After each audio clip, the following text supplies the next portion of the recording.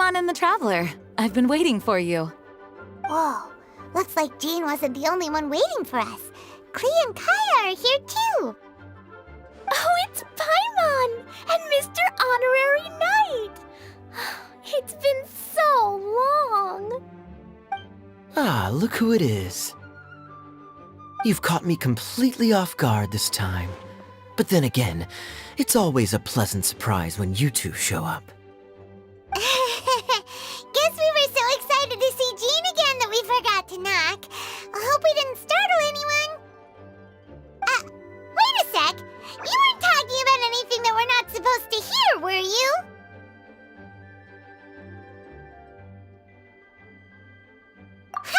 Showing your guide the way? Yeah, right.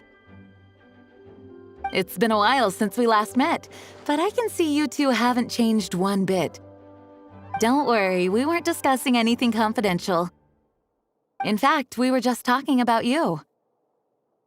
Maybe we should let the star of the story explain it in their own words. Yeah! Let me tell it! A few days ago, I was reading Todoko Tales in the solitary confinement room when all of a sudden, whoosh, a letter came flying in through the window. Flying through the window?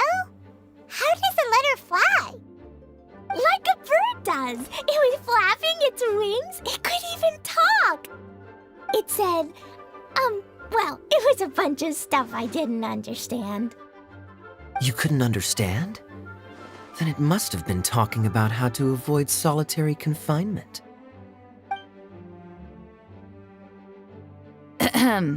Kaya? Just saying. We don't want to let a teachable moment slip by. Okay, I know. Anyway, the letter said, "Oh, Klee, are you behaving? I see you've wound up in the solitary confinement room again." Sorry about that. Mommy is busy these days and can't take you out to play. But there's good news. I have a friend who has very kindly invited you to visit her. Oh, so the letter's from Alice. In principle, yes. But the issue is that Alice's friend lives quite far from here. The letter says that Mom's friend lives in Sumeru. The Knights of Favonius could never agree to send Klee off to Sumeru on her own, but Klee is rather intent on taking Alice's friend up on this invitation. Yeah, I really want to go. You see? So we were wondering, who can we send with her on the journey?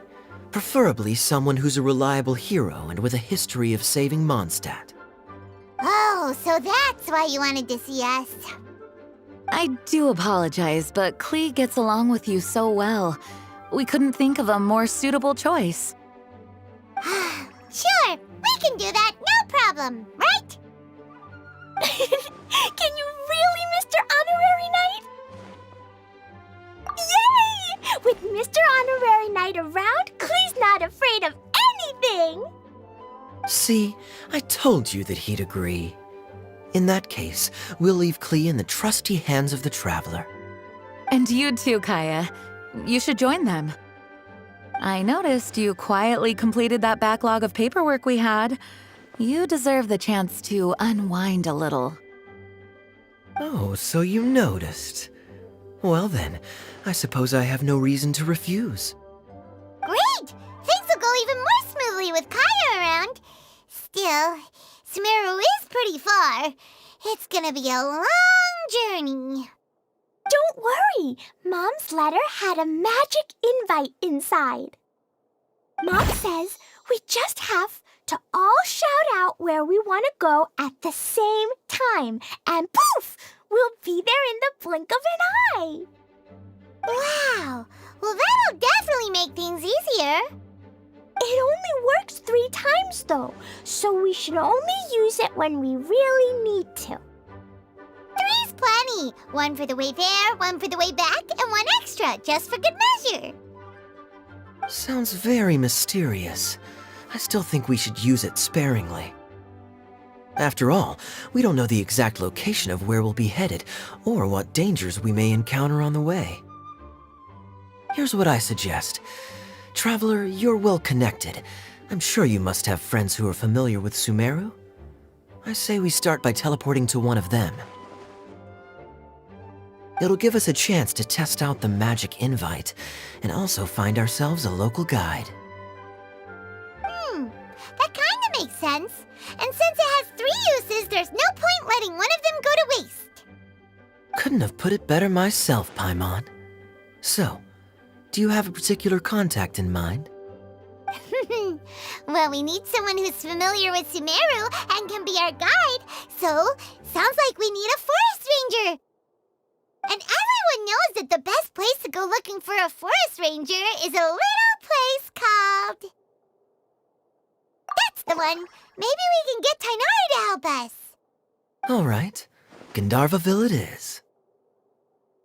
Okay, I'm happy wherever we go, especially with Kaya and Mr. Honorary Knight. We should be on our way then. If you'll excuse us, Acting Grandmaster. Yes, let the wind lead. I wish you a safe journey. And Klee, I know. I'll be careful, I promise. Great! Okay, here goes nothing! Take us to... Gandharvaville! Gandharvaville. Grand Arbor Hill! Huh? No, it's not a hill!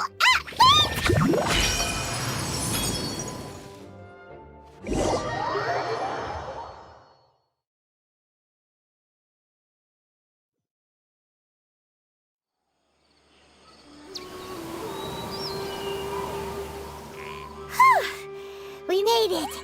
Paimon was sure we were about to end up someplace super weird. Sorry, it was an accident. It's okay, Klee.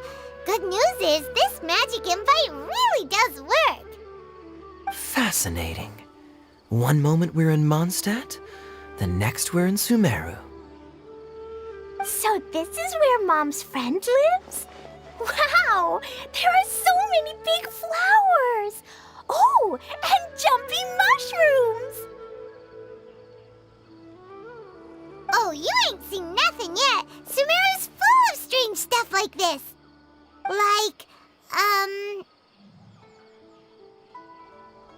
Oh, yeah. Paimon was pretty creeped out the first time we saw one of those. Listen carefully, Klee. Those jumping mushrooms are called fungi. They may look cute, but if you get too close to one, it'll try to hit you with its cap. Really? Okay, well, I'll hit it back with my cap. And then I'll hit it with the hood on my jacket, too. I'll definitely win if it's 2 hats against 1. As long as playing with hats doesn't escalate to playing with bombs. But Klee's our friend, so we should be able to convince her to keep this trip explosion-free. Right? Uh-huh. I'll be extra careful not to blow anything up. I'll try my best. Aw, that's very good of you, Klee. You're being very grown up today. Yep, I'm super grown up. I'm already the Spark Knight. Okay, Spark Knight. Well, keep up the good work, because very soon we'll be introducing you to a friend of ours called Tainari in Gandharvaville.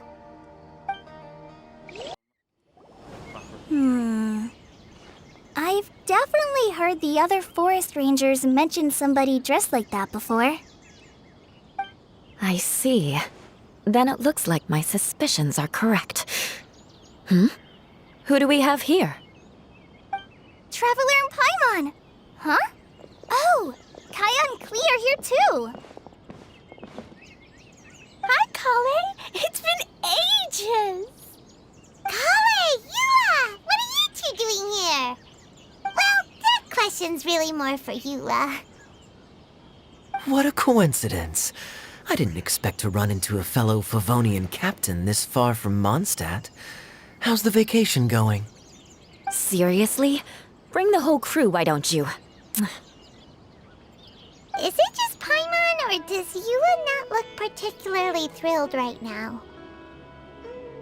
Oh, cool! Great idea! Let's go!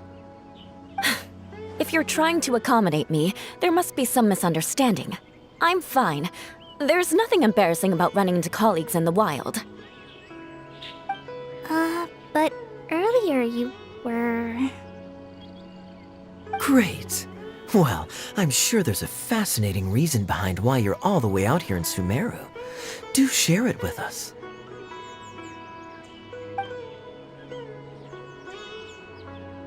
If you must know, it's a little complicated. But simply put, I'm searching for a cousin of mine from the Lawrence clan. He went missing recently, and after searching his home, we found evidence that led us here. He appears to believe that somewhere in Sumeru lies the key to restoring our clan to its former glory. He came all the way to Sumeru for that? What was he going to do, enroll at the academia? I doubt he came here to learn. He's much too old to start getting a basic education now, and from what I know of him, I doubt he has any interest in intellectual pursuits. All he cares about is restoring his clan's honor. Nothing wrong with that idea in principle, but I'm not certain how fanatical he is about it. So, there's no knowing what lengths he might go to.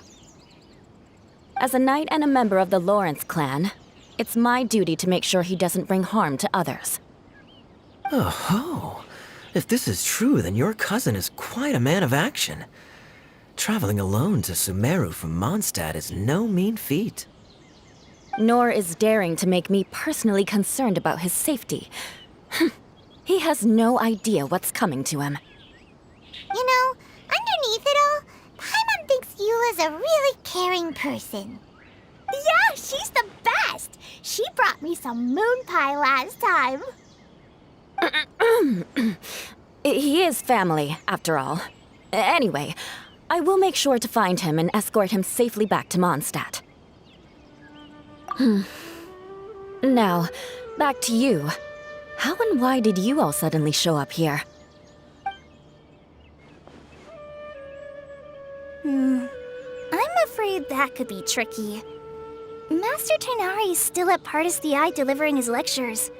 But I think I'll be able to help out. The description in the invitation letter is vague, but I'm pretty sure it's hinting at somewhere in the desert. The desert? Does that mean Mom's friend is from the desert? I guess I'll call her Auntie Desert for now. I remember Mahamatra Sino once told me a strange rumor about that part of the desert. They say there's a secret domain there that can make all of your wishes come true. Wait. He said I should just call him Sino. I keep forgetting that. A domain that makes people's wishes come true. Wow. So is it true? Does it really exist? I probably would have believed it a few years ago. But now that I'm a little older and wiser, I think it makes sense to be more skeptical about things like this. This explains a lot. The domain could well be a myth, but he probably figured he had nothing to lose. If you intend to search for this place, then please allow me to join you. My cousin has quite a collection of books about Sumeru desert mythology on his shelves. I highly suspect that he, too, is looking for that domain. Can I come too? I think you might need me there. You'll definitely need a local guide while you're in Sumeru. And I think I have what it takes to be that person. Plus, it's a forest ranger's duty to bravely lend a helping hand to others in need. We have every confidence in your abilities, Kale. Our party grows bigger and stronger still. What say you to this, Captain Klee? I think it's super cool! I read in a storybook that on your own you can only have a drop of happiness, but in a group you have a whole ocean. So I'm sure Mom's friend will be super happy if I show up to visit and bring a whole bunch of friends with me. That's the spirit. In that case, let's get the magic invite to take us there.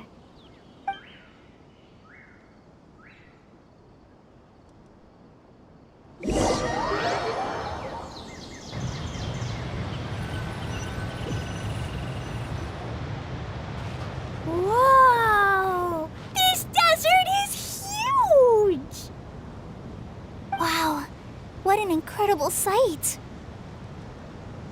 Yes, the scenery is quite magnificent.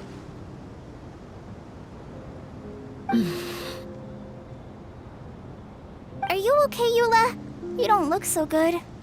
I'm fine. Just taking a moment to acclimatize. The air here is much drier than in Mondstadt. This area doesn't look very habitable, and I don't see a domain entrance nearby either. Oh no. I didn't pronounce the destination wrong, did I? I mean, I don't think I did. Nope, you got it right. It definitely wasn't your fault.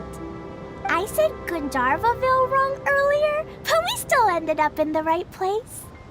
Klee's right. We're in the right place. There's no doubt about that. Phew. Maybe the entrance is hidden under a sand dune. Who knows? We'll just have to start by looking around. Oh, Paimon's so tired and so thirsty. We should have found something by now. Unless there's a problem with the magic invite. Huh? How could that happen? Uh-oh. Did I break it by accident? But I didn't do anything.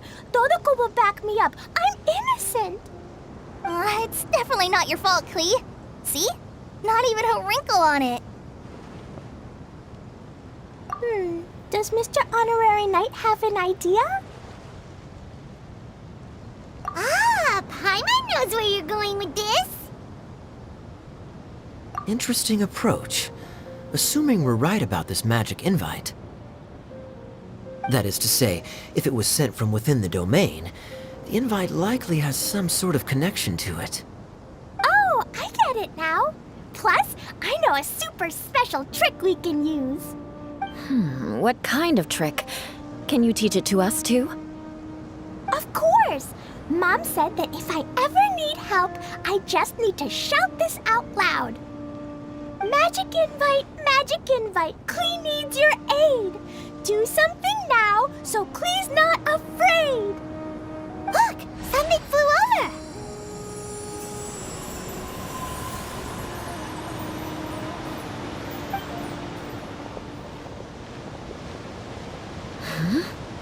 It looks like a bottle. Remarkably effective. That's one trick I'll be keeping up my sleeve in the future. You should make a note of it too, Eula. Absolutely not. It's not my style. I suppose bottles are pretty common in Sumeru mythology. So, is this supposed to be the entrance to the domain? A domain? In a bottle? Huh. Well, if there's one thing we learned in Liyue, it's never judge a domain by its cover. Guess there's one way to find out if this really is the way in. Come on, reach out with your hand.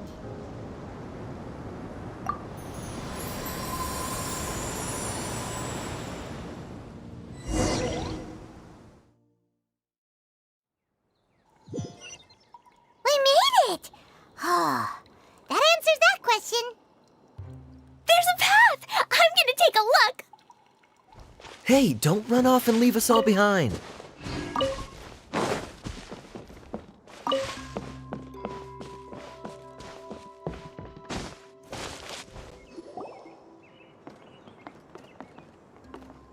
Look! There's a huge garden here. Incredible. It looked so small from the outside. Everyone, I suggest that we stop here for a moment. We should take stock of our surroundings before deciding on our next course of action. Since we're in a bottle, has anyone heard the story of the magic bottle?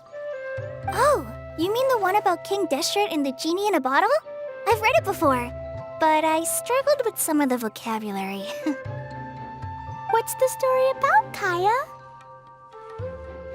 Mom told me a story once about a group of adventurers who went to Bottle Land. But I don't think there was a magic bottle in that one. Don't worry, Klee. I can tell you all about the story of the magic bottle. But if you keep running off on your own, you'll miss all the good parts. Oh. Okay, I got it. I'll stay with the group from now on. You sense it too, don't you, Kale? Something's not quite right. Yeah, the scenery here is beautiful, but it's too quiet. And there's no sign of Klee's Auntie Desert here anywhere. Maybe Auntie Desert lives way further down inside. This place is super big, just like Fischl's Immer Nachfresh. We still have a long way to go. Guess we won't know until we get there. Let's keep going. Hopefully we'll meet her soon. Wow, it's a big ball of water. I wonder what it feels like. Can I touch it? It's so big that we could probably pass straight through it.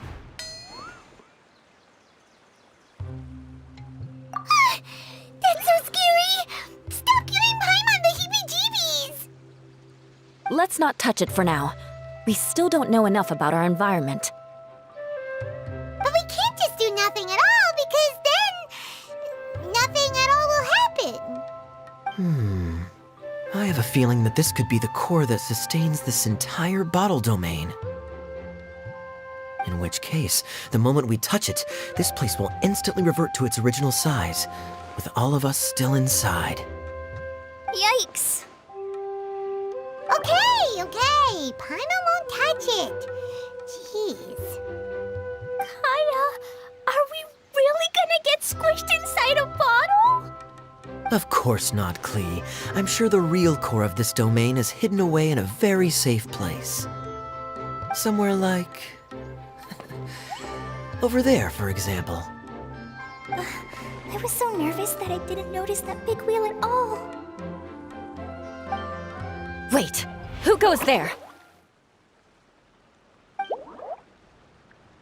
It's the water ball monster! Ah! The water ball monster is real! It doesn't seem hostile. In fact, don't you think it looks happy to see us? Really? You sure it's not gonna gobble up Paimon whole? I don't think it's hungry. Are you, Water Droplet? Oh dear. I don't know about anyone else, but I'm not understanding a word of this.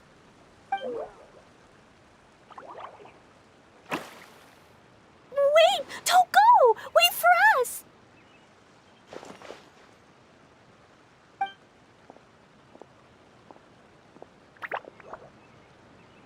Why'd it stop? Maybe it can understand us after all. Oh, I get it now.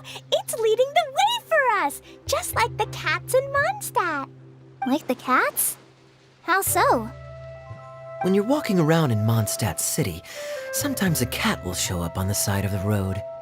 It'll walk ahead of you for a while, and if you're curious enough to follow it, you'll soon find yourself in front of a fine establishment called... Exactly. So let's see where this water droplet takes us. It could be interesting.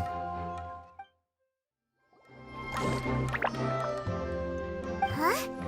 Another strange contraption. And there's a weird-looking wall over there. This kind of looks like that ball of water we saw earlier. Did the water droplet bring us here because it wants our help with something? What? Your friend is trapped in the wall? Don't be sad, Water Droplet. We're here now. We'll save your friend. You bet. But how are we gonna save them? Do we have to break down this wall somehow? Nope, we can't do that. No breaking the wall. Do we need to find a key of some sort then? Oh no! Where'd it go? Look, the device has lit up. And it's projecting images onto the wall. A two-dimensional space with objects of the same composition as the device nested inside. Yep, what Kaya said, and that's where its friend is. But how exactly do we enter the image on the wall? Maybe we just copy what the water droplet did? But what does that mean? Hold on, I think Klee's onto something. Since the water droplet appears to be the key that activated the mechanism, we may be able to follow it inside simply by touching the device. The principle is no different than how we entered this bottle domain. Fair enough. Okay, deep breath, then head in.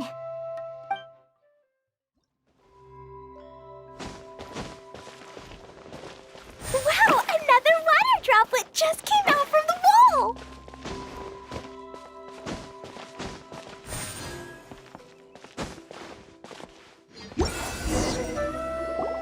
It was flat as a pancake in there, but as soon as it came out, it turned all plump and round.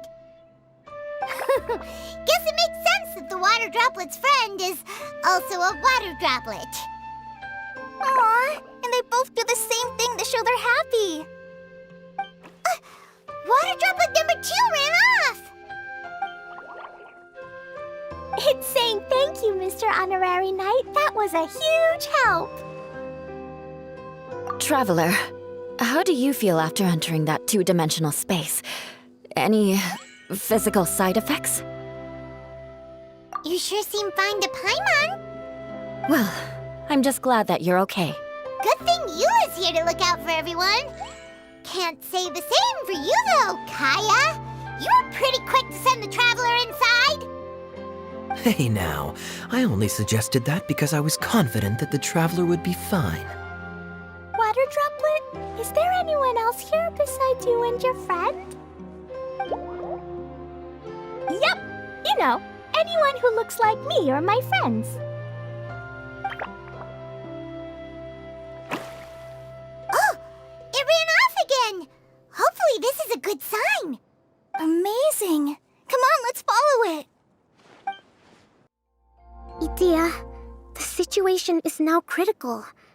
Our window of opportunity to fix this is rapidly closing. I'm sure you've noticed just how much things have deteriorated in recent days. But even so... This is your home. Are you really going to let everything fall to pieces? Well, I live here, but it doesn't actually belong to me. Huh? Paimon knows that voice. Anyone else who comes into this domain in the future will take one look at the ruins before them and conclude that this place was abandoned years ago. But just imagine how different things could be if you maintain this domain in perfect condition. Whoever sets foot inside would witness a magical wonderland. How miraculous it would feel to them to find such unimaginable beauty in the middle of a lifeless desert. Oh, you're right, General. Truly, but... Act now while you still can. You have to stand up to this and break free from your despair. The most important thing is to have no regrets in the end. Well, no one chooses to have regrets, do they? But I take your point. I'll try my best to stop running away. But the question remains of where to begin. Paimon's figured out who it is. Is it Mr. Honorary Knight's friend from a faraway land? A divine priestess? What's that? Is it a kind of mage?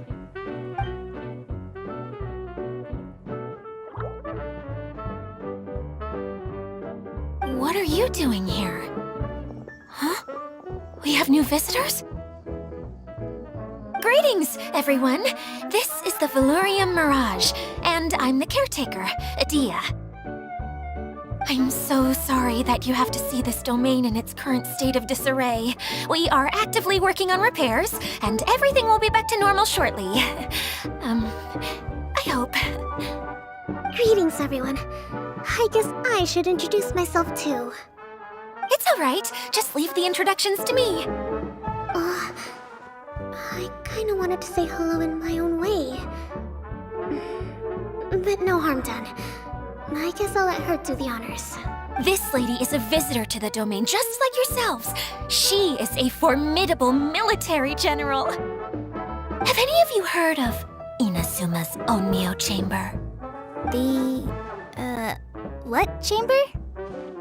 Onmyo Chamber. It's an elite training academy for gifted students of Onmyodo. Practitioners are divided into 4 classes, A through D, and assigned the power of Shikigami based on their mastery of the art. Wait. This lady famously led the Class D underdogs to victory against the Class A favorites in the final mock campaign before graduation. An astonishing feat that few in the history of the Academy have ever achieved. Hence, formidable general is no exaggeration. Isn't that right, General? What's wrong? Huh? Wait, so the favorites were beaten by the classy underdogs? Paimon's not completely following.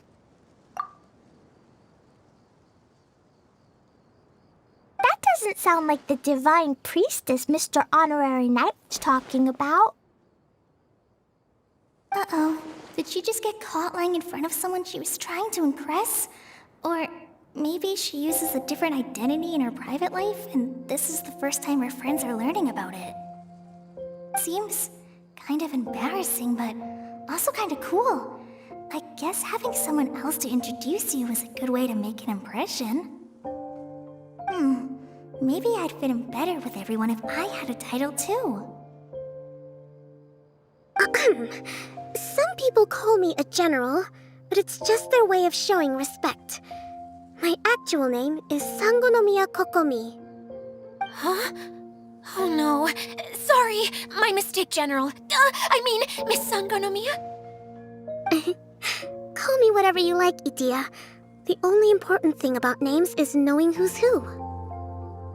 Oh, I get it now. It's like that story that Mom told me that time.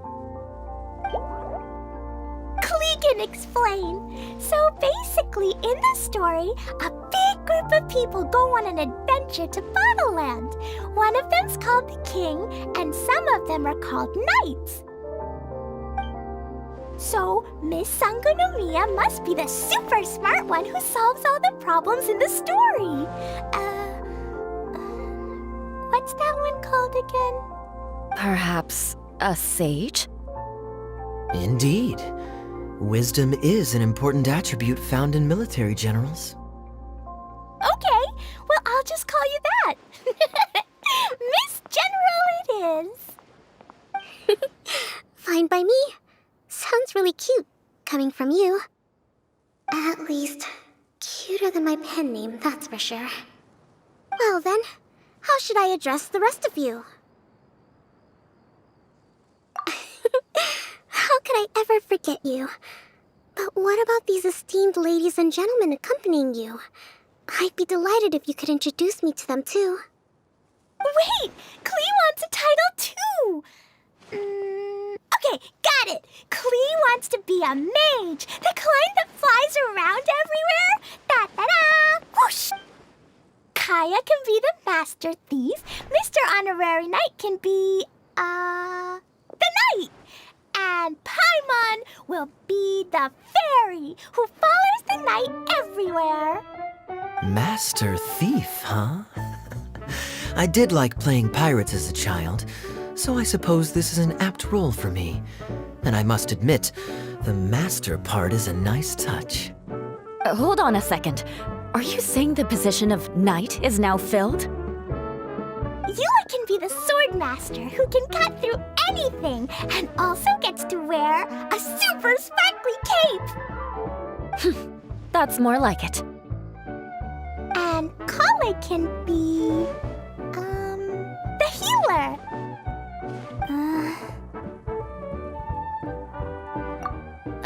No, I don't mind. Healer is a great role. I just don't know if I'm qualified to be one.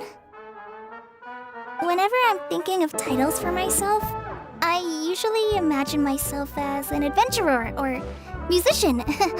I never thought I could be a healer. I mean, it feels like it should be Master Tainari's role, if anyone's. Don't worry, Kale. You'll be the bestest healer ever. You don't talk much, but you're very kind, just like the healers in Mom's stories. You'll do fine. I heard you're good with bandages. You can patch up a wound, can't you? I can pitch a tent. Maybe you heard wrong? But I'll do my best. It's my first day filling in for Master Tainari, but hopefully it's the first of many. This is a great idea. Once a new visitor arrives, they can assume a new identity, then add in some role-playing. Oh, we can't leave you out, Miss Adia. There are lots of characters in Mom's stories, but you don't remind me of any of them.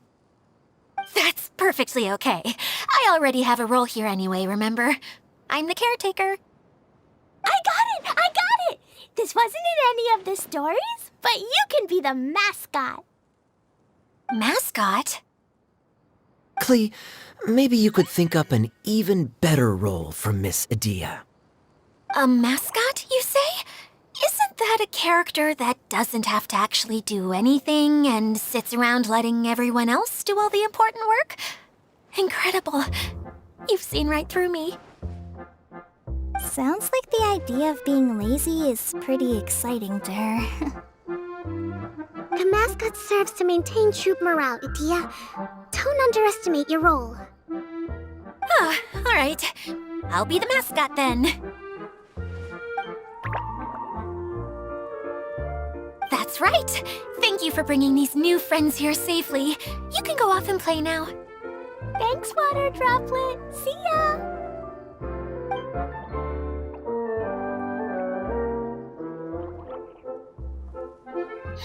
Water Droplet? Is that your pet name for it? I suppose it's as accurate a nickname as any.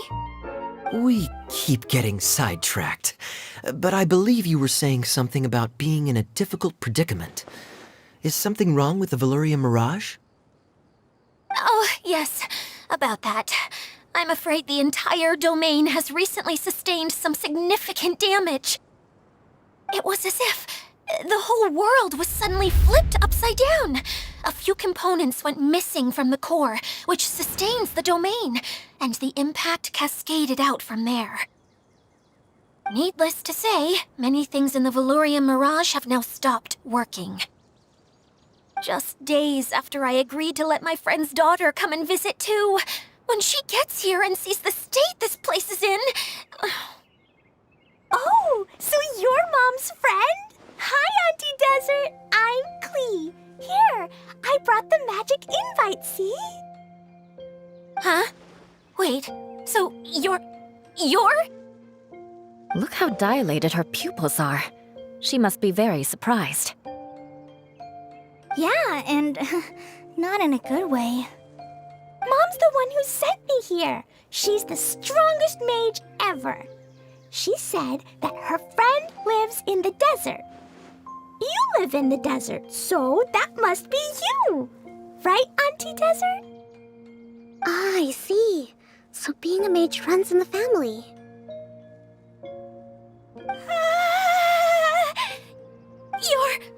You're Alice's daughter!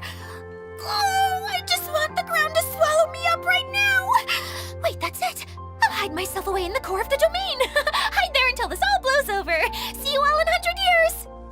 Adia's really going through it. She's like a shriveled little forest fungus, hanging its head in shame. Kale? That's a harsh analogy. Where'd all that come from? Don't worry, Auntie Desert. Klee's here to help you. And all my friends will help too. Just take a deep breath, and then another deep breath, and all your worries will fly away. Yeah, don't you worry. Sir Fix-a-Lot over here has a good track record with this kind of thing.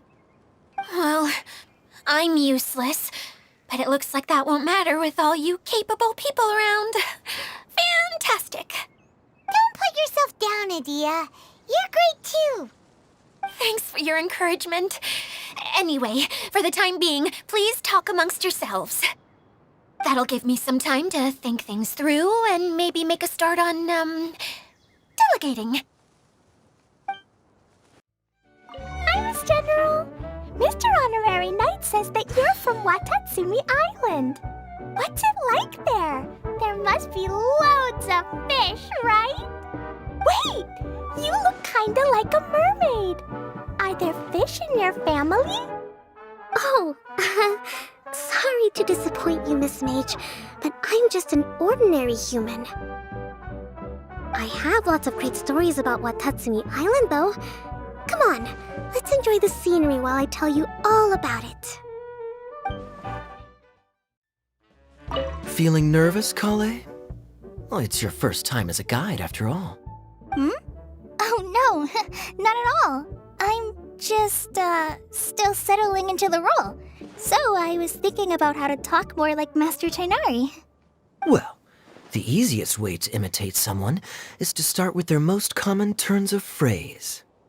Oh, okay.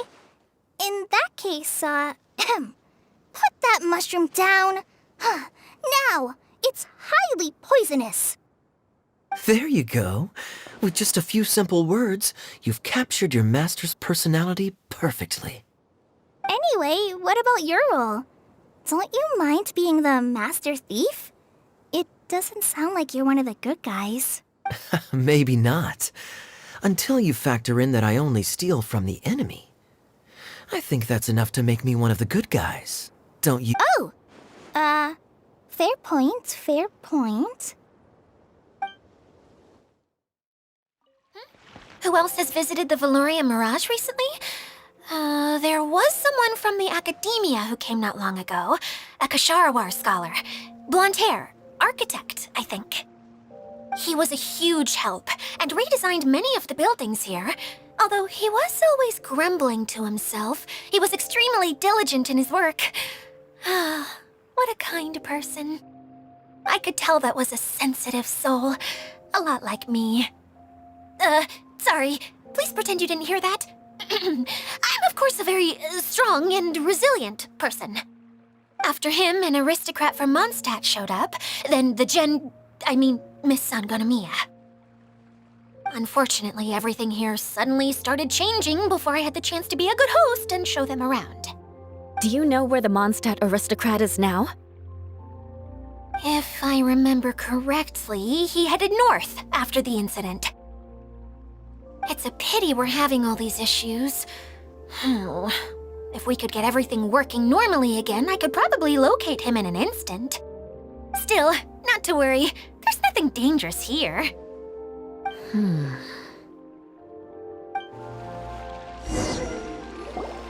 Hey, Adia, you got an update for us?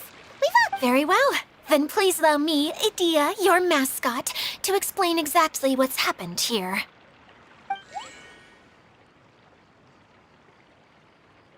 Basically, this entire domain is powered by a device called the Central Hub, which you all saw earlier. But following a major incident, several key components from the Central Hub came loose and went flying. 4 components, I believe, which has caused the Central Hub to stop turning. Oh, so that thing's supposed to spin? Yes, it definitely shouldn't be frozen still like it is now. At least, that's not how it was when I first got here. Oh, I've done such a terrible job of taking care of it. It's so embarrassing.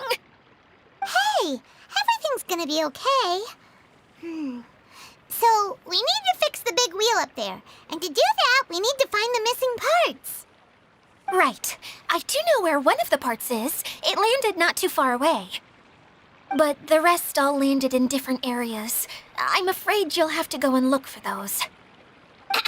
Now, as the caretaker and your mascot, I shall announce your respective adventure duties. You can just be yourself if you want. No need to force the whole role-playing thing. Oh, I see. Okay, so I was thinking that maybe Swordmaster Eula and Healer Kale could investigate the Northern Zone, if that's okay? Fine by me. I was going to be looking for my cousin there anyway. I'll be your backup, Eula. I know you usually team up with Amber, so I'll try my best to fill her shoes. Oh? Well, this'll be fun. Let's see if a forest ranger can outperform an outrider. Master Thief Kaya and Mage Klee, if you could earmark some time in your busy schedules to search the West Zone. Earmark? What does that mean? It just means we mustn't forget to do it. Don't worry. We can handle that. Finally, we have our General, Miss Sangonomiya, and our Knight, the Traveler. If there's no objections, please come with me to retrieve the first component.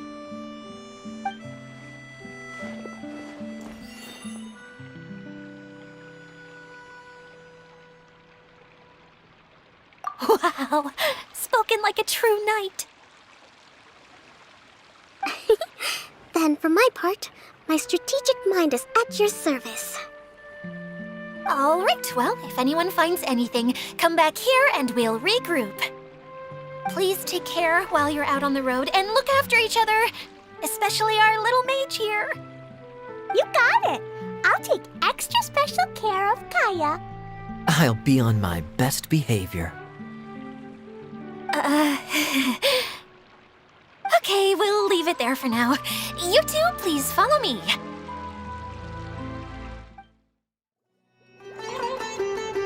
Okay, this is the spot. Now, I'm sure you're both wondering, but where's the component? There's nothing here. Oh, where could it be? Oh, it's that lamp thingy, right? Water Droplet showed us how that works already. Yes, that's the one. There goes my big introduction. Showing people the ropes is supposed to be my job. Oh, I can't believe I'm being shown up by a Hydro Eidolon. Cheer up, Edea.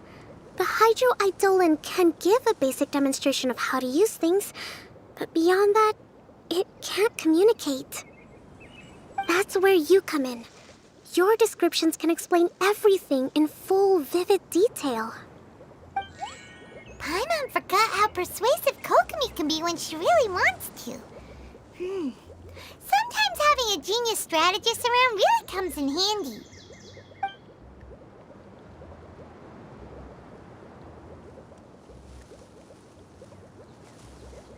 Oh, well, if you put it that way. Well then, just pretend like you've never seen it before, and I'll tell you all about it. This is called the streaming projector. Everything here in the Velurium Mirage was made using this device. All you need to do is place an item in the projector, and you can construct a corresponding item based on the shape of the original and your imagination. At least, I think that's what it used to do. With the domain in its current state, only its most basic functions are still operable. Okay, not quite that basic. At the moment, it's only able to show two-dimensional objects. I call them preprints. Think of it like a sort of draft or blueprint or something. So you're saying the component fell into the preprints? Yes, exactly. I'll leave you to go in and physically retrieve it. Well, I'll be out here rooting for you by doing a motivational dance. Really? No, sorry. I feel like I have two left feet when I try to dance. I guess I'll just find a place nearby to sit and wait patiently for you. Hey, come on! Cheer up! We'll handle everything from here! What is this thing anyway? Some kind of gear? And why is it so small? It doesn't look like it belongs in that huge wheel. It's hard to explain, but I assure you that it's definitely one of the components. So that leaves 3 more components missing. Every journey begins with a first step. I think we're off to a good start, and things should keep going smoothly from here. You really think so? I suppose you're right. She did manage to defeat Class A at the Onmyo Chamber, after all. You don't need to keep bringing that up. Anyway, thank you for all your help. I'll take this and start trying to repair the central hub. You two may as well head back to town. Oh, why am I so clumsy? Once again, I was no help at all. The least I can do is try and handle the actual repairs.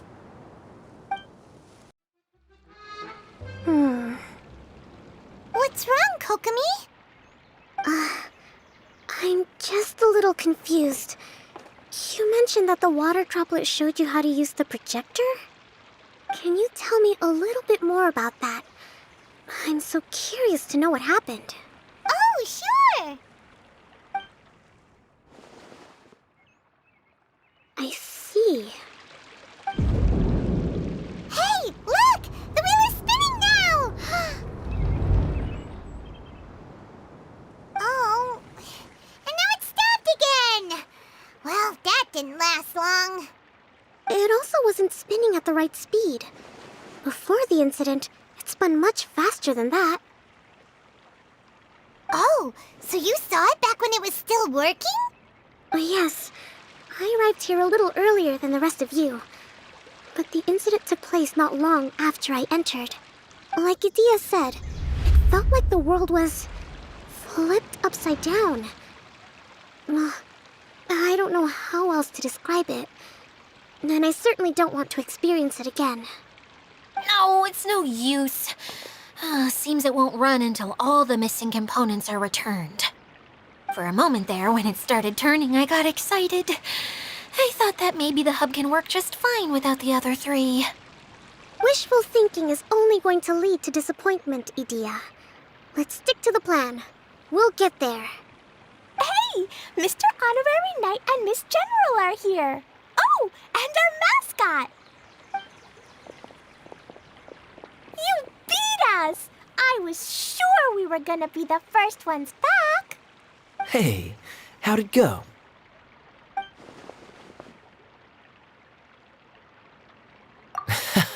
Impressive. I doubt you'd find many other knights of such caliber even among the Knights of Favonius. How about our master thief and mage? Did you find anything? You bet! We made a huge discovery.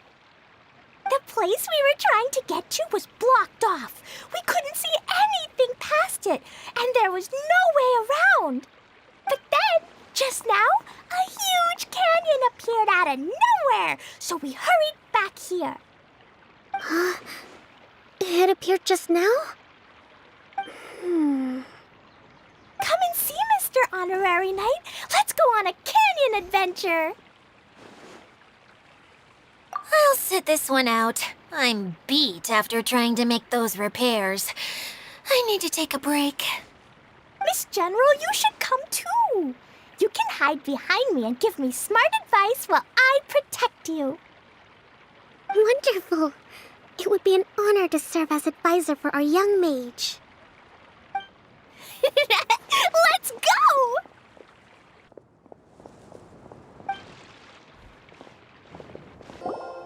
Here it is! Here it is! See?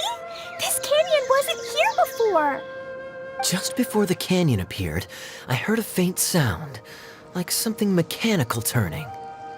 Ka-chuck, ka-chuck, ka-chuck. Could it have been the central hub? That would mean this canyon appeared after it started spinning. Hey, you, oh. New guys, huh?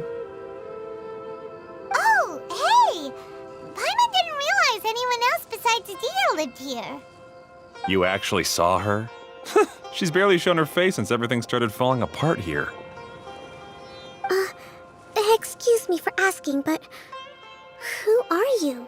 Oh, right. I didn't introduce myself. I'm Ferdinand.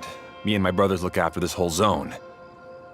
Well, we used to, until this whole domain was, like, flipped upside down, or whatever. The method we were using to make the carts and tracks stopped working after that. Idia is working on repairing the domain. We were just with her before coming here. Really? Huh. I assume that she'd be curled up in a fetal position somewhere, hoping all her problems will magically disappear on their own. Anyway, I checked all the stations around the whole circuit. They've all conked out. Conked out? How? Would you mind elaborating a little for us? But aren't you just travelers who stumbled upon this place by accident? Nuh-uh. I'm Mage Klee, Idia's helper. A mage? You? Allow me to explain. Okay, I gotcha. Well, right now the more helpers we got, the better, I guess. Anyway, our first priority is to get the carts here up and running again. Oh? And why is that? The roads here twist and turn so much that the best way to get around is by riding the rail tracks instead. Let me show you. This is what we used to make them. Did Dia bring you up to speed on these things? Yep. Basically, we need something that we can put inside that'll make a cart for us. Like what? Can it be anything as long as it looks like a cart? Yeah, you could put it that way. But one other thing is that it has to be compatible with the tracks. So, something like a sedan chair, maybe? But I'm not sure we have all the materials required to build one of those. How about you, Traveler? Any ideas?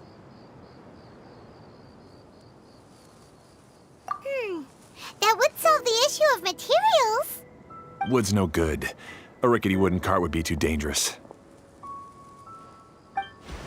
Really? Hey everyone, come and see what Klee made. Ta-da! Look, I made a cart. Wow! Amazing work, Klee! Whoa! It fits the track like a glove, too. Plus, it's a heck of a lot cuter than the ones that Dia made.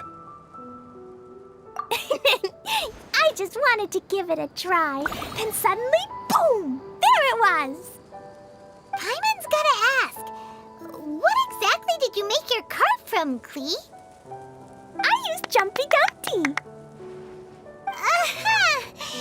Thought so. Is there a problem or something? If not, then let's get ready to leave. It's just... this cart is made from, It's a bomb or something, isn't it? Yeah, I gathered from your conversation that Jumpy Dumpty is a little more volatile than the cute name suggests. It's okay, though, because the end product only takes on the general look of the source material. So to be more specific, while different materials have different properties, most of them aren't transferred to, It's okay! No need to delve into the theoretical stuff. Paimon just wanted to make sure we aren't about to end up like the, flying fish of Starfell Lake. Huh? Can we ride the cart now? In a moment. We need a hydroidolin to power it up first.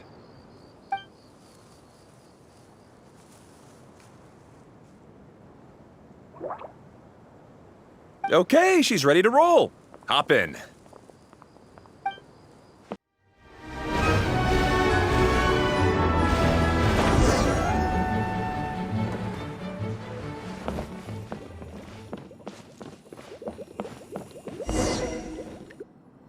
The track is damaged up ahead. We need to make some repairs before we can go any further. Yep, looks like it's all reverted to a preprint state here. Do you know why that happened? Everything in this domain starts as a preprint and only takes shape after being illuminated by the streaming projector. But the hydroidolin that forms the tracks here has been trapped in the print. So someone needs to go into the preprint and rescue the hydroidolin, right? But the projector here is sealed off by a giant bubble. That's the hydroidolin's way of protecting the device from damage. If the streaming projector broke, then we'd be seriously stuck. Aha! So for step one, we need water droplet to help. Aw, it seems to really like that name.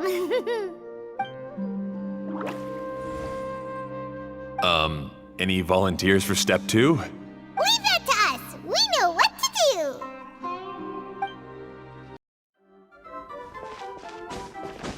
Ah, So the hydroidolin was locked up in that chest. Aw, it's completely empty! Yay! We saved 2 water droplets now.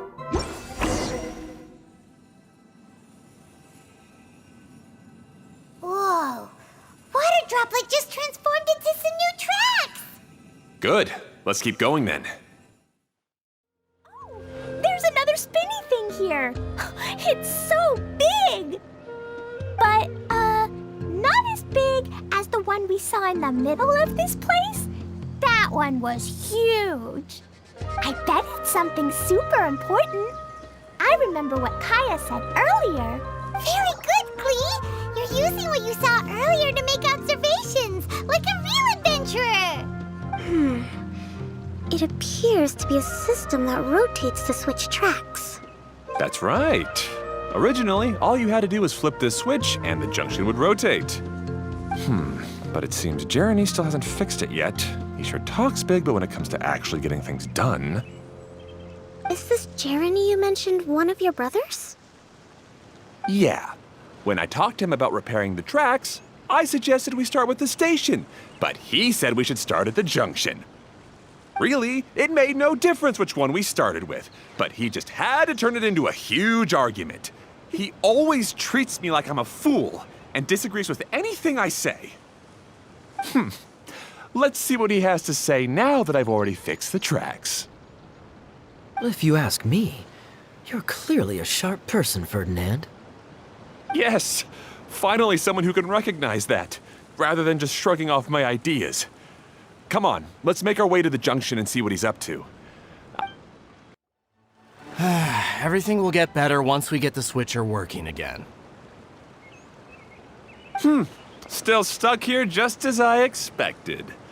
Well, did you make any progress? Didn't I already tell you?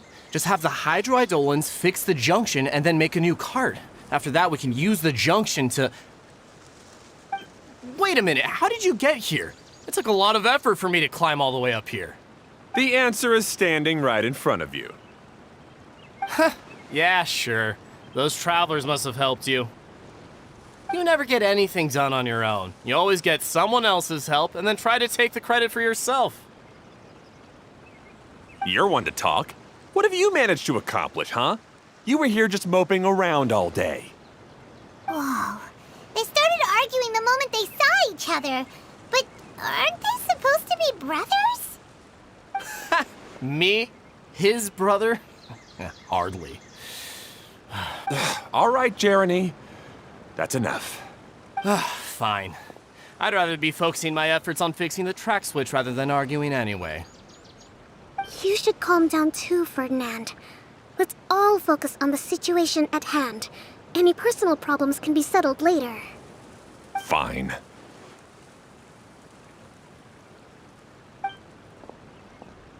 I'm sorry you had to see that. My name's Jeremy. I'm one of the people responsible for taking care of this area. I assume you're the ones who helped repair the tracks. Thank you very much. It means a... No need to thank us. We're just trying to help Edea restore the domain.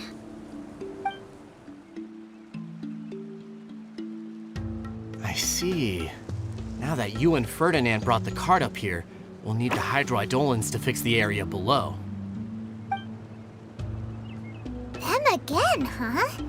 Seems the hydroidolins are really important around this place. Yes, of course. Not only do they keep the junction turning, they operate practically everything else in the domain too.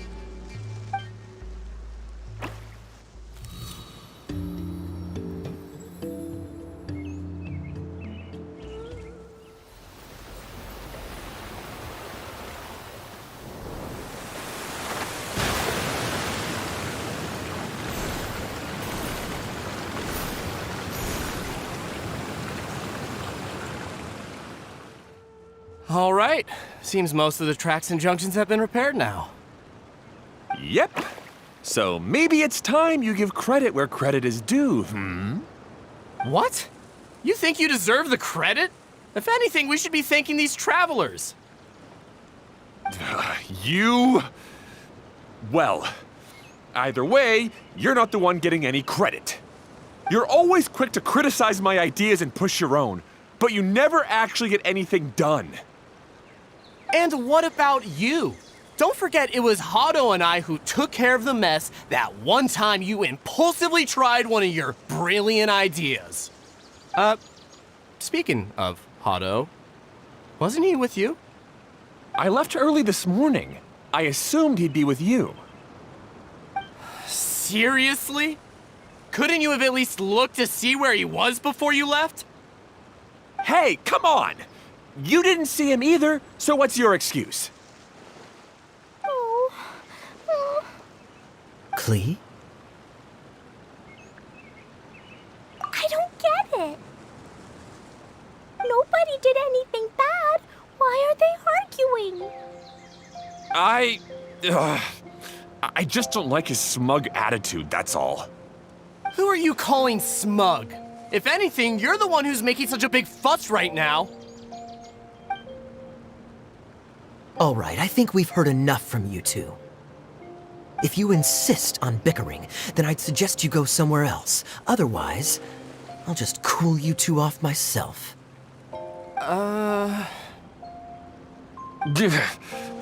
Now, come with me. I'd like to have a word with you. Phew. Don't be upset, Klee. There are many complicated situations in this world which don't always have a logical explanation. As a passing traveler here, it's not my place to comment on their disputes. But in my experience, family issues can be the toughest to resolve. Seems you don't like dealing with this kind of thing either, Kokomi. But it's still not right. I don't know how to explain my feelings. I'm sorry. We've calmed down. We shouldn't argue in front of a child like that. We're sorry, Klee. It's okay. Back to the topic at hand. Weren't you about to go look for your brother Hado? Ah, right. Our best guess is he's somewhere around the torrential twister.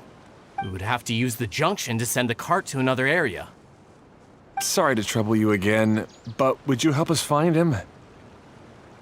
Oh, all right.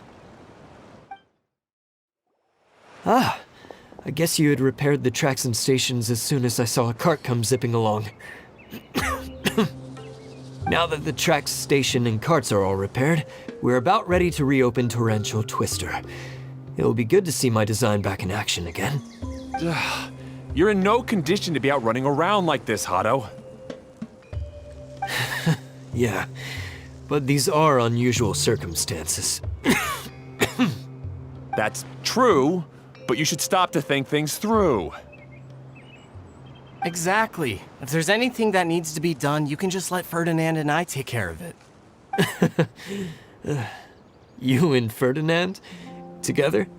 It would be a miracle for you two to do anything together without fighting. Hey, that's between Jeremy and me. No need to add fuel to the fire, okay? I'm not trying to make trouble. I'm just saying. Hey,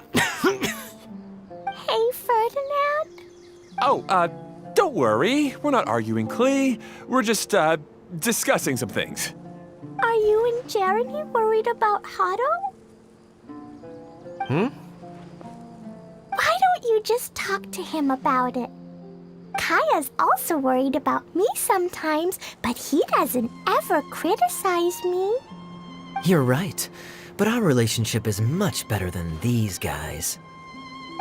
Well, our situation is a little different. Really? How so? We've been through this kind of thing before. If we didn't warn Hado, then he wouldn't take it seriously and something would eventually happen. As his brothers, we have to help him. But it doesn't look like you're helping. Huh? Maybe Klee doesn't understand everything. But my mommy told me that you help someone to make them feel happy, not to make yourself happy. Hado sure doesn't look very happy. Why don't you ask him what he needs? Klee's right, you know. You three need to open up and talk things through. You are brothers, after all.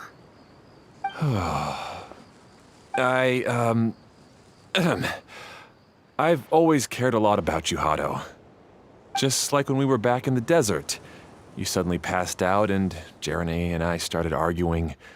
Eventually, all three of us ended up in this domain. I'm just worried that something similar could happen again. If you were to pass out and with nobody around to help you... I know, but this domain is nowhere near as dangerous as the desert.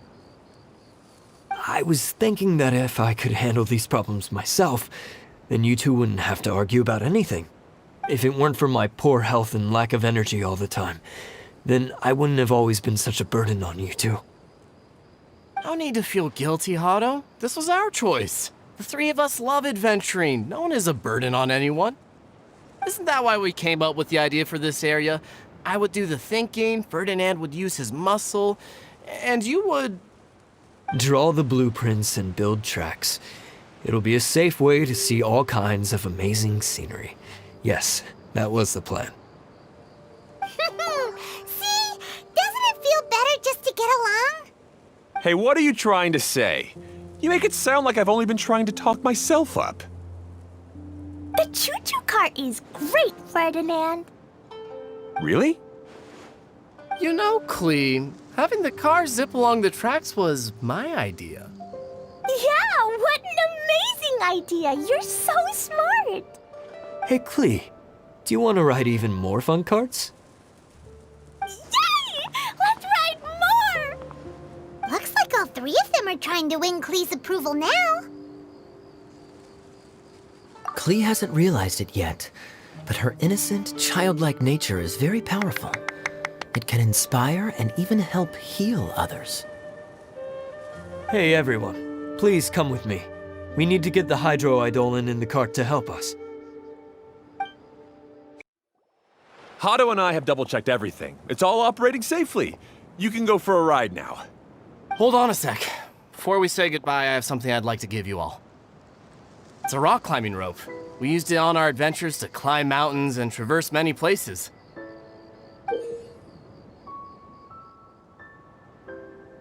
Huh? But doesn't it mean a lot to you? Are you sure you want to give it to us? Yes, of course. Please take it. Thanks to Klee and everyone else's help, we realized that there's a special bond that keeps us together. Even though it's invisible, it's even more important than rope. We can always hold on to it through tough situations. Huh? I helped? Yes, Klee, you are a big help. Even bigger than that huge thing in the middle of this place? Yes, much bigger. Wow, that's huge! I'm so happy. By the way, have you ever seen anything like the choo-choo cart in the outside world? Nope. Today was the first time I rode anything like it. Is that so? I guess I'm not surprised. Seems you won't find Torrential Twister anywhere else. Be sure to come back and ride the choo-choo carts again while you still have the chance. Yep, I will.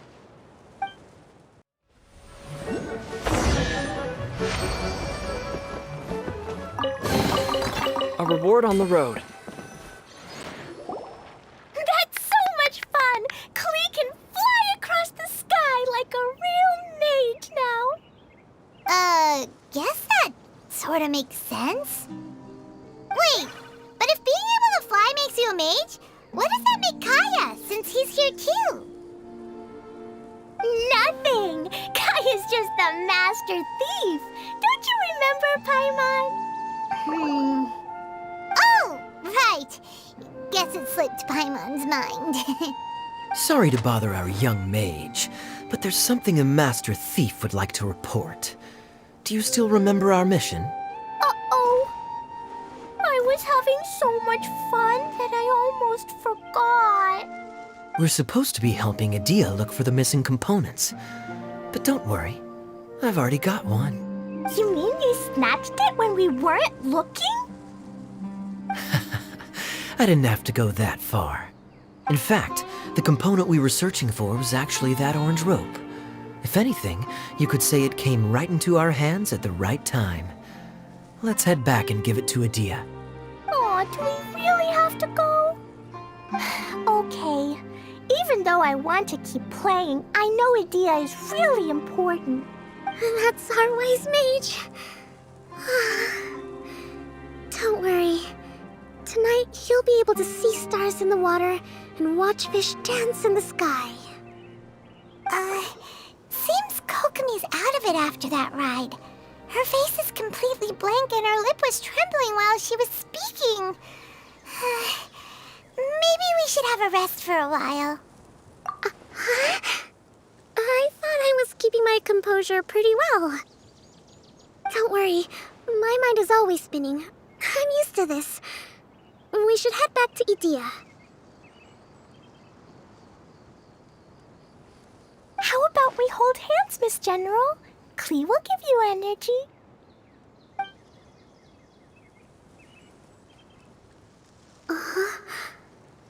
After holding Klee's hand, the stars in the sky and the fish in the water have all disappeared. I must have been seeing things from riding the cart. What are you smiling about, Kokomi? Oh. Nothing. Nothing at all. Welcome back! Well, any good news? Oh, don't tell me! You've taken care of all the problems and now I don't have to do anything? Yeah, we even rode the choo-choo cart. Do you want to come ride too? But maybe you'll have to wait till tomorrow. I'm a little tired now. Seems she had a little too much fun and now she's about to crash. I think it's time for a rest. Good idea. I think we could all use some downtime. Thanks for giving me some energy, Klee. Then we'll see you later.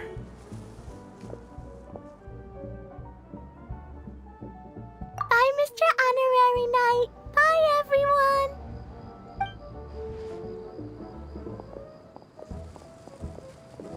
Well, it sounds like our young mage enjoyed herself.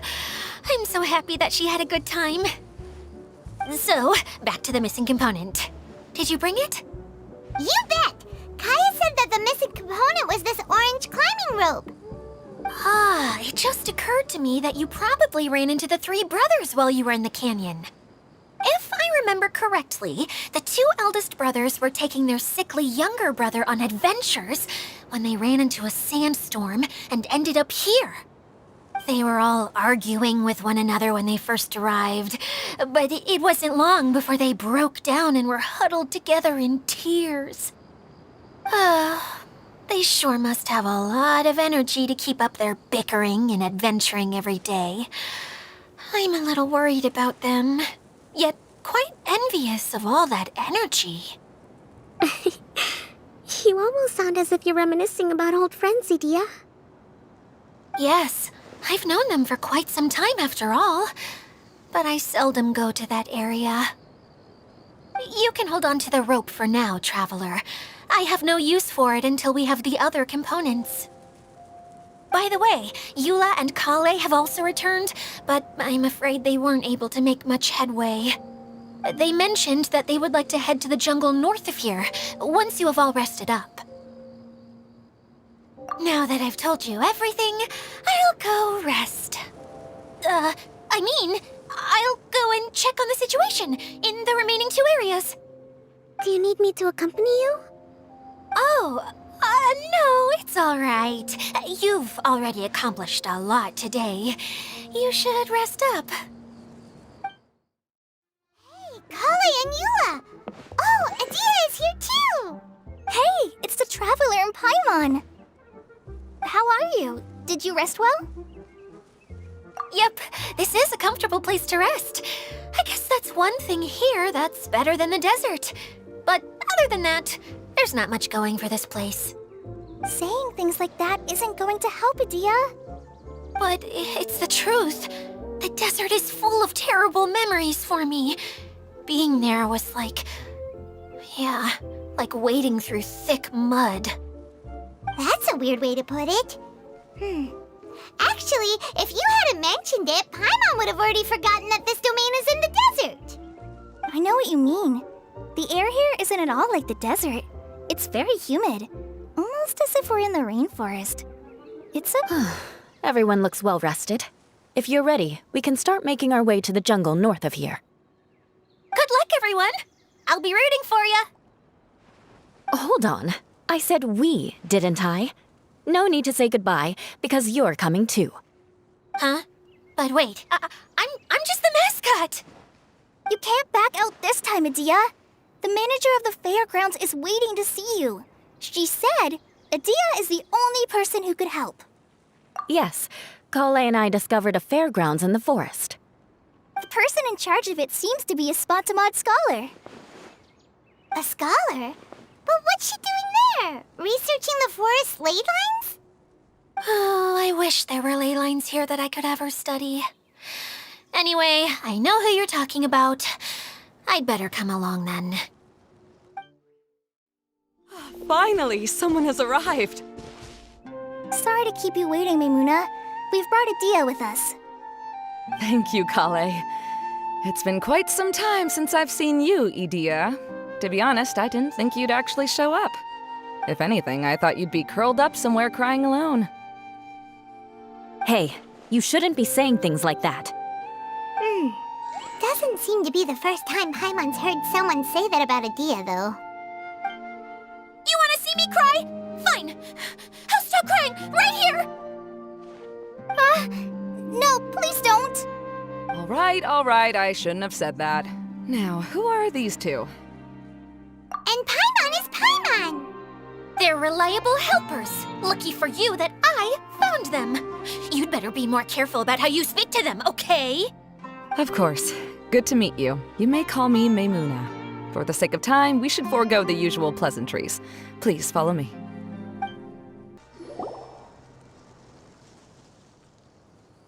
Wow! Look at that huge tent! Amazing, isn't it? I helped make it. What fun would a fairground be without a tent, right? Really? Paimon knew you couldn't be so pathetic. You just act modest all the time to hide your actual abilities. Huh? What is it, Kale? Sorry. I'm not sure if I should tell you. I'm afraid it might dampen the mood. That's not important. Please, just speak your mind. Well, there are lots of vendor booths set up here, but there's no one running them. In fact, there's no one at this fair at all. It looks pretty deserted. The truth is, this used to be an exciting and bustling place.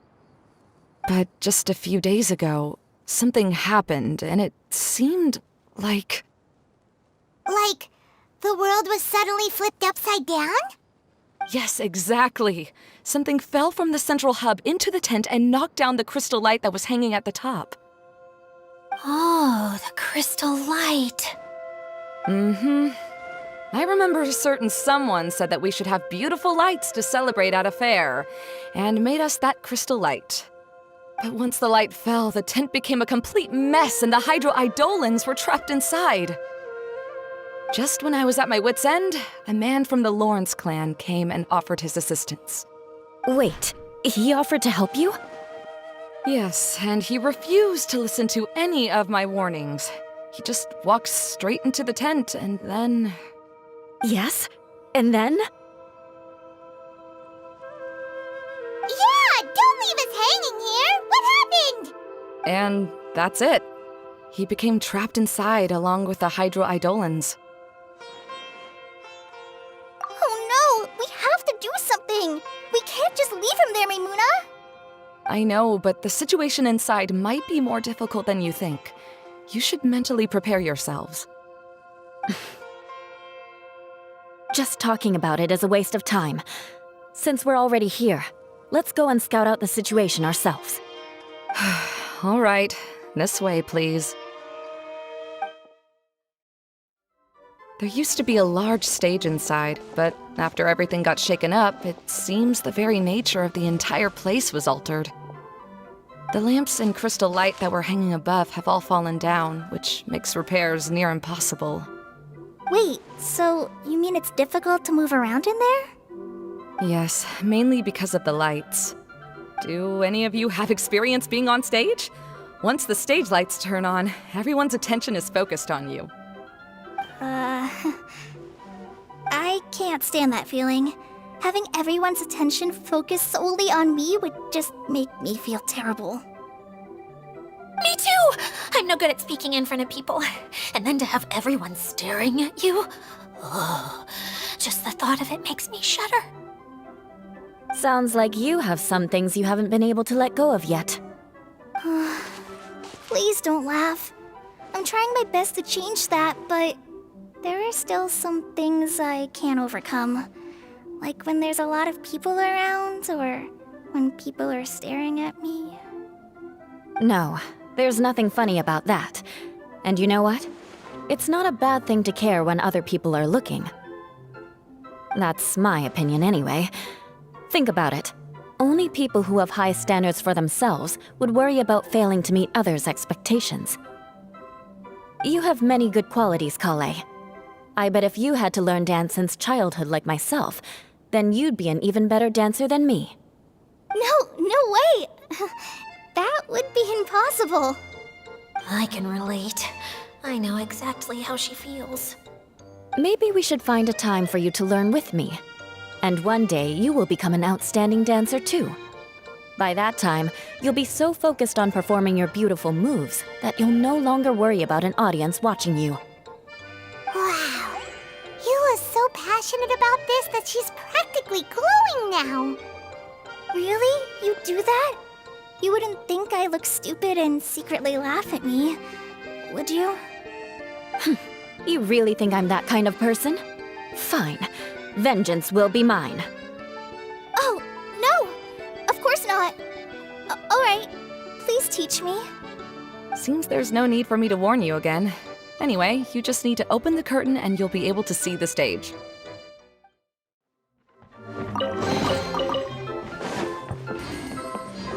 More speed. Hello? Is anyone here? If you can hear me, please help! Lessig Lawrence? Who are you? Who has the audacity to utter my full name? You sure don't look like you're in any condition to be talking like that. Yep. He's a member of the Lawrence clan, all right. Even though he's hanging on by a thread, he still insists on clinging to meaningless etiquette. You. What are you doing here? Huh. Have you come here to mock me, Eula?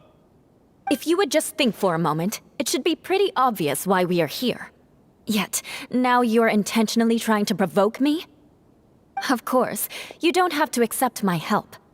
After all, aristocrats are naturally superior and need no help from others. Yes, thanks for the reminder. I don't need help from the likes of you. I don't think he really means it, Eula. His tone was harsh, but he keeps glancing at you from the corner of his eyes. It's my opinion as the healer that he needs help. Okay. He's been trapped for so long that it seems he's forgotten how to hold a decent conversation. How ridiculous. Let's go. We'll leave the stage to this person who'd rather save face than save his own life. Hey, no, wait! Halt! You cannot just leave me here. We're both of the Lawrence bloodline, after all. Helping me when necessary certainly won't tarnish your prestige. If anything, my embarrassing predicament will be overshadowed by your virtuous deed. We must uphold the prestige and dignity of the family. This is the best reason you could come up with? You think tacking on the word family will be enough to talk me into helping you? You should be ashamed for your careless actions. It's because of you that we all had to come here. Seems everyone in the Lawrence clan is this way. They'll do anything to save face. All right. Looks like it's time for the mascot to step in. Here you go. One for Eula and one for Lessig. What is this? Candy? Thanks. Oh, the smell. It's just like the aroma I smelled coming from the lens. Yes, that's right. Enjoying something sweet always lightens the mood. Oh, thank you, Miss Mascot. I certainly do feel much better now. So he's willing to thank someone else, but not me. Eula has been worrying about you the past few days and asked me several times regarding how to find you. But now that you two have been reunited, I won't have to keep answering her questions anymore. Oh, I'm so happy. Let me clarify one thing. I don't care what happens to him. If you're going to keep saying nonsense like this, then... Eula will never admit that she actually cares about him. Yeah, you're probably right. If you're going to keep saying nonsense like this, then at least give me another piece of candy. Oh, sure. I still have more. Sorry, I admit my mistake. I know I've caused heaps of trouble for all of you. Why couldn't you have just said that earlier? I'm back. Oh? Have you already finished catching up? Why are you all looking at me? Oh, nothing. Don't mind us. All right, then let's clean things up here and keep working our way toward getting the crystal light fixed. There's no need to push yourself in your condition, Lessig. I'll take him and find some place for him to rest.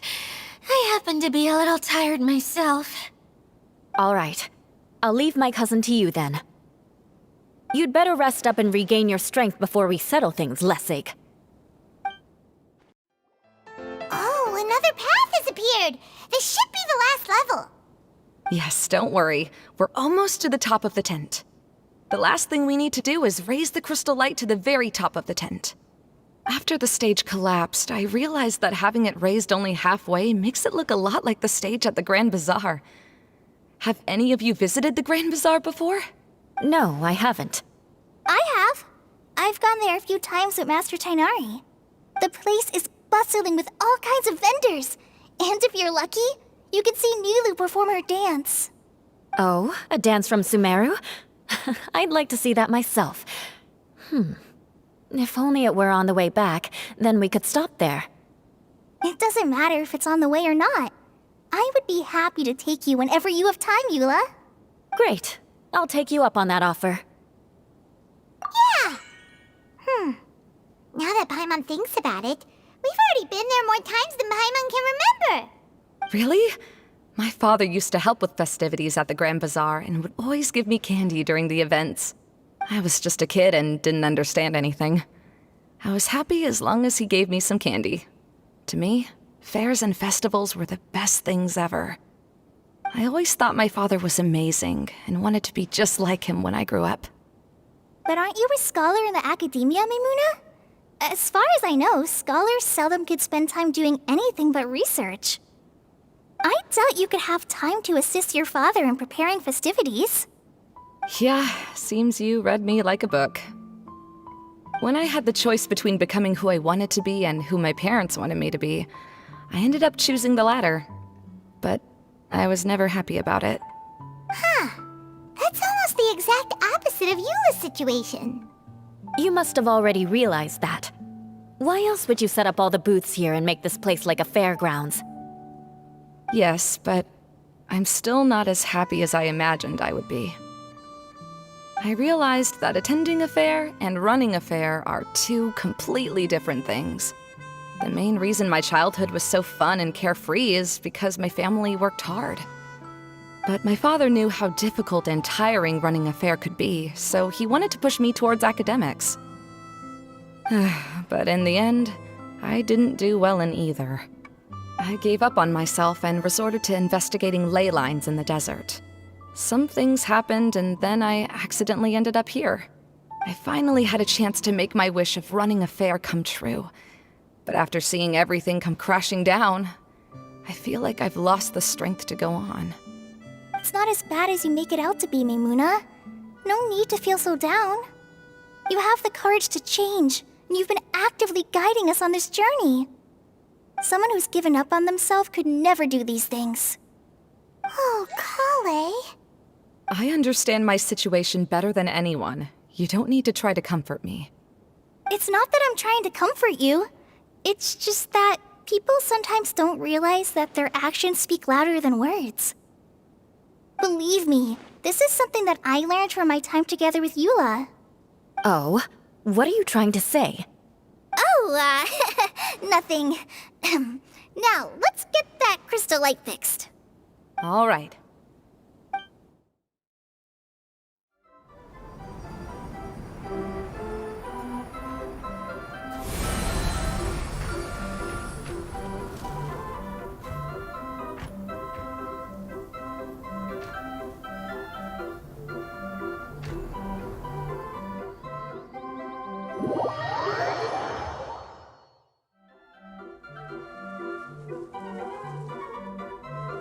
Hey, Edea! We're back! Oh, I was starting to wonder what was taking you so long. But don't worry, Lessig is recovering well. I'm pretty good at taking care of people. Seems I've found another good thing about myself. I don't know if I should be worried for him or happy for her. The shadow. It's massive. Wait. The shadow just now. It's. Seems he still might need a little more time to recover. Tell me, did everything go well for you all? Of course. With a team like the Traveler, Paimon, Kale, and Eula, they're at least 40 times more reliable than you ever were. Only 40 times more reliable? That means I'm still pretty good then. I guess it's impossible to feel like you've lost once you've already given up. I'm a little concerned about how comfortable you are with that. Huh? What has happened? How did I get outside of the tent? Ah, that's right. I remember meeting Eula, and then... my head. Oh, you're awake now. Don't worry, that's just a side effect of your treatment, Lessig. I'm afraid I still feel a little disoriented. Lessig Lawrence? Oh, it's you, Eula. All right, I'll do it. I'll come back to Mondstadt with you and abandon my wild efforts to restore the Lawrence clan. Interesting. Now you want to talk. Seems like you've had a change of heart. In that case, maybe you'll be able to explain everything in detail for us now. I admit it, yes. I came here in hopes of finding a way to restore the Lawrence clan to its former glory. But it was a long journey, and I didn't always know the way. I passed through Liyue and Sumeru. There was even a time when I lost my wallet and had to live in the wild. But the peculiar thing is, I realized that nobody knew me out there. And not a single person even cared about the Lawrence clan. You and I are like glass pawns that were raised in shackles. We were taught to act like nobles, but outside the walls of our home, the people of Mondstadt despised us. Such pompous, hateful, and stubborn teaching. It all culminated to making us cling to the old aristocratic dogma in an attempt to maintain our pride. It's like a never-ending game of tug-of-war, but it is meaningless. You understand. Or I should say, you have already long understood. But I'm afraid that I have only just realized this. Paimon sorta understands what Lessig is saying. Everything he said is true. Your family is probably unaware that you've already changed how you see things. Yes, this has all happened recently. After coming to this domain, I realized the Mondstadt that I want is one where not everyone fears me. All that I and many other members of the Lawrence clan long for is a place where we can live peacefully with others. Lessig, both you and I never had anything to do with the glory of the Lawrence clan. That is all in the past. We are just ordinary people. I originally planned on returning to Mondstadt after taking care of things here. I never thought you would come here. I was completely shocked, which is why I reacted like I did. See, people can always make different choices, and it seems that Lessig has also chosen to become someone he truly wants to be. Yes, about that. I'm afraid I haven't quite found my own purpose in life yet. That's all right. Being able to clearly choose between becoming who you want to be and who your parents wanted you to be is already a step in the right direction. How to find true happiness is probably one of the most difficult research topics of all. I have a suggestion for you, Lessig. Why don't you return to Mondstadt and tell your parents what you just told us? They'll probably try to tear me limb from limb. But what about you? Did you ever tell your family about what you think? This is something that I've been thinking about, too. Perhaps the two of us can sit down with the rest of the clan and discuss it with them. The Lawrence clan is just like this stage. It was once home to glorious performances, but those days are now long gone. And it is time for the stage to be updated.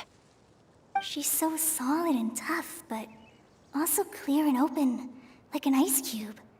Is that why she's able to dance anytime and anywhere she wishes? Are you all done talking now?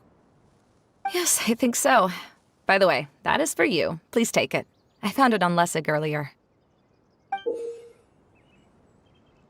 Oh, it's one of the missing components! Wait, so you had it all this time? Why didn't you give it to me earlier? Well, you didn't ask. All right, I admit it. I forgot about it. Okay, we'll let the Traveler hold on to it for now. Wait, this looks like... It looks pretty familiar. Have we seen one of these before? Shh! Now's not the time to brag about being a hero. Ah, right! I also bought a similar box at the last festival. Yes, people often use this kind of box for candy at festivals. This was one of the materials originally used to create the tent. But now that the tent has been repaired, we no longer need it. Eating the candy from the box as an adult will never be as delicious as it was when you were a kid. But if you really think about it, there are way more things you can eat as an adult. Ah, so when it comes down to it, eating candy is sort of like life. It's just another choice. So, as of now, we've already collected 3 of the missing components. Only 1 more to go. I'm sorry that repairing the tent took so much of everyone's time. You should all head back and have a rest. I'll lead... Hey, Kokomi, you're already here. Oh, you're back. I trust your adventures to the forest went smoothly? Yep, you could say that. How about you? Up to anything today? Well, I suppose it's time I told you that as the divine priestess of Watatsumi Island, I shouldn't actually be here now. The truth is that a relic known as the Shinro casket was lost from Watatsumi Island long ago. But recently, an orb matching the relic's description suddenly began emitting light, almost as if it was guiding people to it. This is what led me to find the relic's whereabouts. I wasn't lying when I said that. Goro has often told me that sitting at home reading light novels is not the best of practices, and that I should try to get out more. As I made my way from Watatsumi Island to Sumeru, I enjoyed a variety of breathtaking sights. It really is a beautiful nation. I even stayed in the rainforest for several days. I was surprised to find that the relic had ended up in the desert. I knew it was somewhere here, but I still couldn't pinpoint the exact location. Though I feel that Itia was not intentionally trying to hide anything from us, this domain does have plenty of secrets. I'm sure you've sensed that too.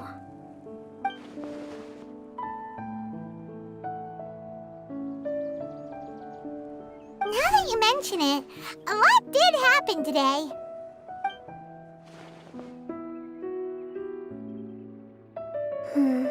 I see.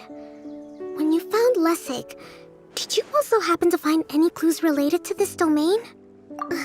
I'm afraid that he was caught up in his thoughts and didn't pay attention to his surroundings. Actually, before the world was flipped upside down, this domain didn't look anything like this. Hey, everyone! Oh, I hope we're not interrupting your conversation. It's alright. You two did a lot today. Care to join me for a cup of tea? Sure! That would be perfect! Eula and I just made some snacks. Turns out Idia has a cooking stove and oven. Seriously, why didn't she mention it earlier? Oh, so did you make us some moon pies? No, I made something called storm crust pie. You should try one, traveler. And I made some pita pockets. You could try some, Kokomi. It should taste great with tea. Sorry, I should call you General. Oh, I would be happy to try some. By the way, Eula, how's your cousin doing now? Oh, him. You would never guess, but he's busy over by the oven now. Really? You do that? Oh, but that's too much. I can't. No, really, it's all right. We want to do everything we can for the domain. Yes, and to be completely fair, I'm the one who caused this terrible mess in the first place. Oh? What happened? Did Paimon miss something? Hello, you two. Lessig was just telling us what happened. Perhaps you should allow me to explain. I'm afraid it was I who caused all this trouble in the domain. Yes, it was Lessig. To be precise, I saw a most exquisite water orb at the entrance of the domain. It reminded me of an astrolabe my grandfather gave me when I was 7 years old. I was curious if it could rotate, so I reached out and touched it. Little did I know that it was the core of this entire domain. What I mean to say is, I knew something was wrong as soon as the whole place started flipping. It's not just your fault. I failed in my responsibilities as the caretaker here. Oh, I knew I should have put the core somewhere more secure. Oh, you mean the big ball of water at the entrance? Yes, that's the one. Anyway, after giving it some thought, Lessig has offered to perform some more repairs and maintenance to help support the domain. But we were concerned he wouldn't be able to handle it all alone, so Eula and I will also stay here to lend him a hand. But don't be mistaken. I'm not doing this out of the kindness of my heart like Kale. My job is purely to monitor and ensure that Lessig doesn't cause any more trouble here. Oh, sure. I don't think anyone's buying that anymore, Eula. Though I do remember that Amber mentioned we should just nod and agree when you act like this.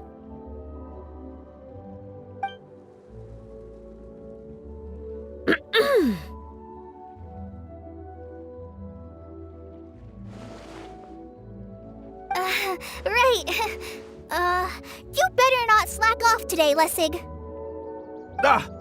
No, I'll get right to work. Either way, Lessig is going to be in charge of making lunch for everyone today. Yes, I'll try, but I'm not sure if my skills will prove satisfactory. What was that? No, I mean, thanks everyone for giving me a chance to redeem myself.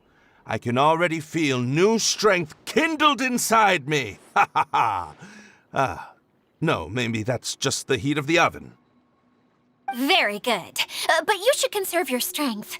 Many parts of the domain are still in disrepair, so we have a lot to investigate. Seems Adia has a little more pep in her step after finding others to help do the work.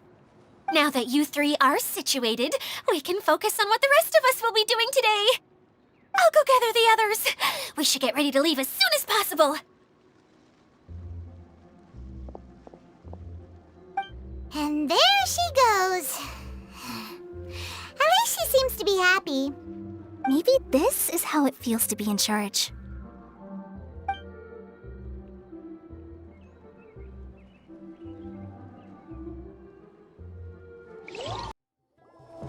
director doesn't get out much. He's almost always cooped up in his treehouse making props or writing scripts. But I'm trying to remember now. Where is that treehouse of his? Huh? You don't remember? Hey, don't forget! I'm just the mascot. I believe it's that way. Huh. Though he might prefer to be alone. Given he often has to move stage props, I suspect that he lives near the theater. And having a view of the entire stage would be useful when imagining a production's actual stage flow. So if I were him, I'd probably pick a treehouse over there. But how do you know which direction the theater is in? Simple. The overall layout and decorations look more exciting in that direction. Oh, good point! Why didn't I think of that? Where did that blasted automation mechanism go? The male actor standees are here, but where are the female ones? Who's that? Idea? Yes, Sosimos! 'Tis I, Idea! How's that for a dramatic entrance? This is a surprise. I was sure you'd be... Curled up in a fetal position, crying to yourself? Wow, what a fascinating little creature. Did you just read my mind? The name's Paimon? And no, Paimon's no mind reader. Just call it an educated guess. It seems everyone shares a similar opinion about you, Idea. I knew from the start that a managerial role wasn't for me. But I found my true calling now. As a mascot! Mascot? Is that a new role? I don't remember casting you for that. Okay, enough about me. I'm just here to introduce you to some new friends of mine. And that's why we came to see you. Well, do you have the component that fell out of the central hub? I do. However, I'm afraid the incident has caused many malfunctions with the stage mechanisms, and I can no longer put on any performances. Okay, so you're holding the component ransom till we help you fix the mechanisms, huh? No, till we fix the stage, surely. I'd have thought he wants us to make some more props, no? Given that some of the standees are missing.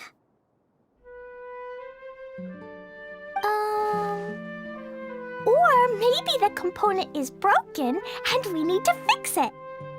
You're all forgetting that the majority of his work involves writing scripts. I'll wager that he wants us to edit them.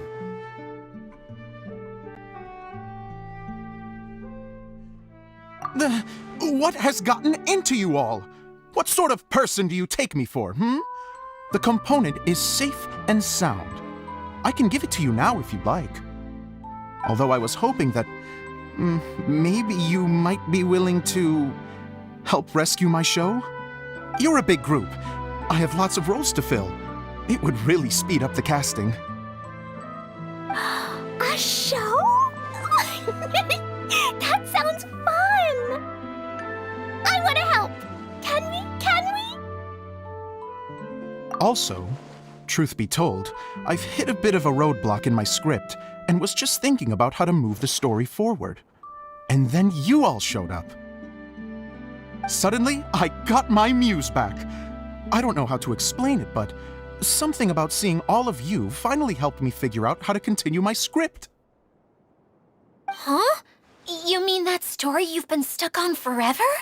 Are you serious? You really think you can finish it now? Yes, really. Just give me a little time, and I'll write it all up.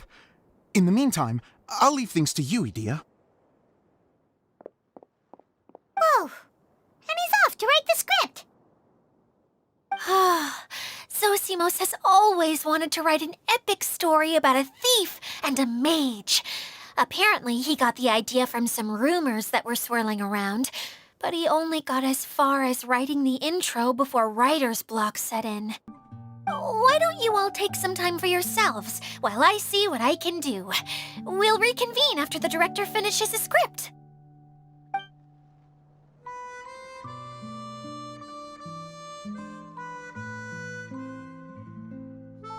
A director, my friends, is a storyteller.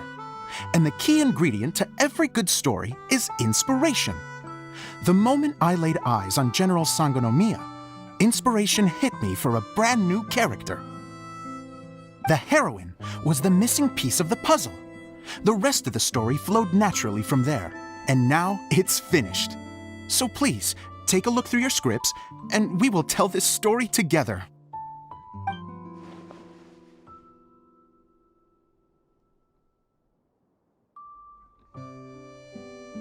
Well, is everything clear?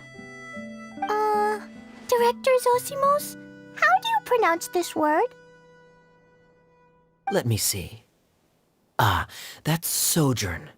It means to stay for a while. This is a very cute moment, so let's make sure that comes through in the performance. Oh, wait. There's another word I don't know here. It's okay, Klee. We can go through your lines together a few more times after this meeting's over. That would be most appreciated, Kaya. I had a feeling about you, actually. You seem to know a thing or two about character acting. Tell me, have you acted before? You're too kind. It's all in the script, really. It just rolls off the tongue. Oh, you think so? Well, you definitely have a knack for it. I've actually been looking out for someone with your talent. If I make it as a big-time director, then I can see us working together for the long term. Be sure to stay in touch, okay? You and I are gonna go places. What can I say? Sounds good to me. Great. Fantastic. Now then, please go through your scripts one more time. But don't just read the words. Remember my notes, and really let the character inhabit you. I need to have a look at the stage, so I'll leave you to it. If you need me for anything, I'll be in the big theater right in the center of this area.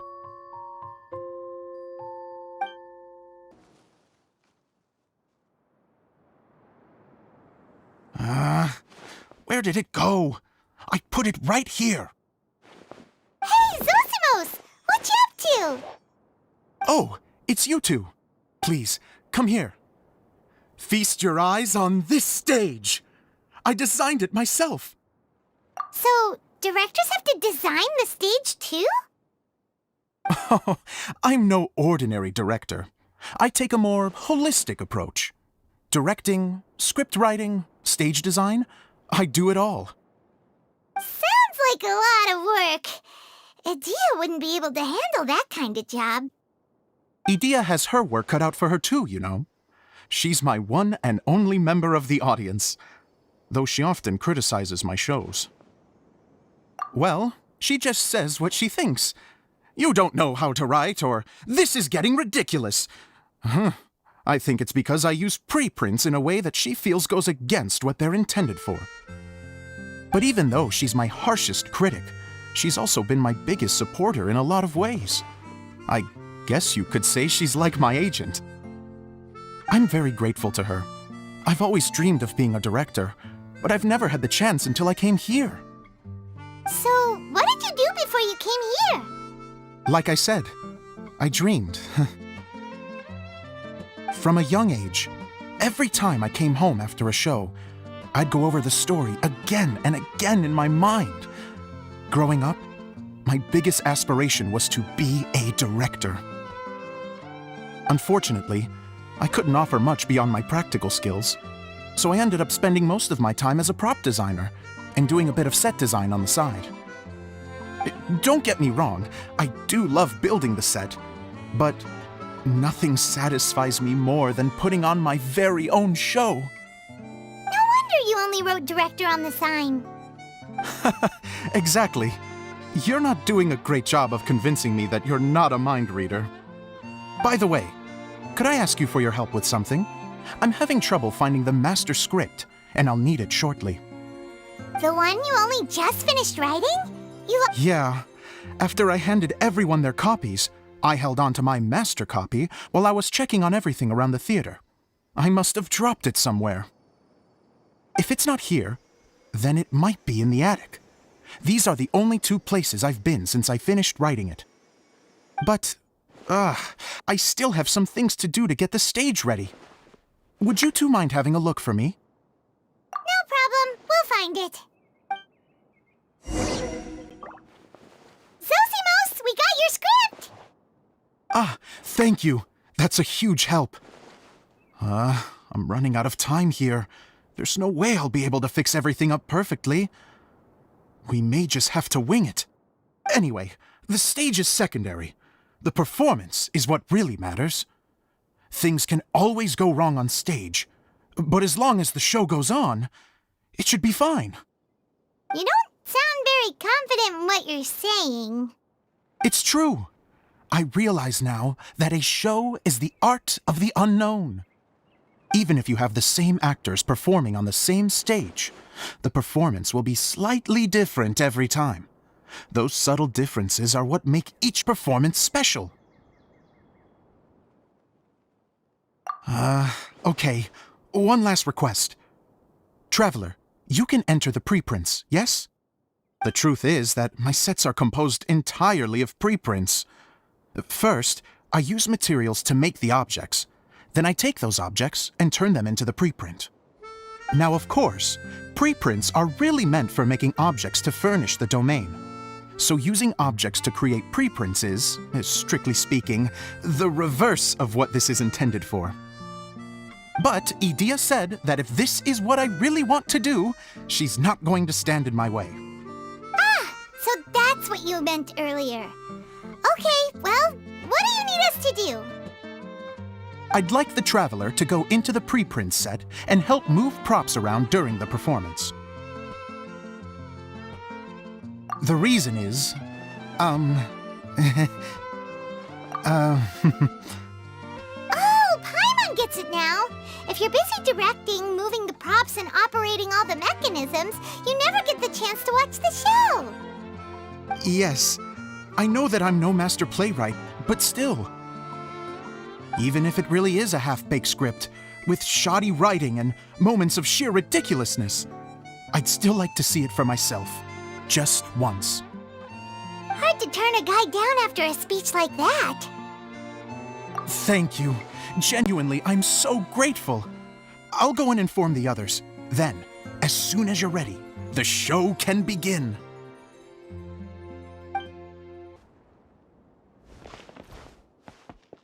Long, long ago, there was a great thief.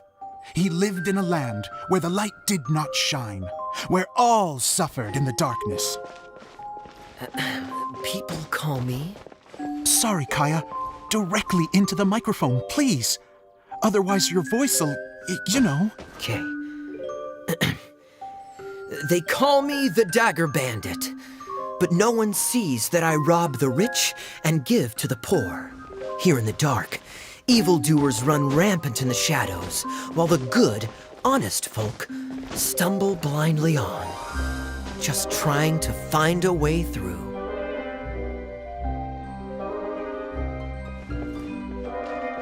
As the bandit brooded, suddenly the world was inexplicably changed as a single star appeared on the horizon and flew across the sky. Traveler, stomp on that movement mechanism in front of you.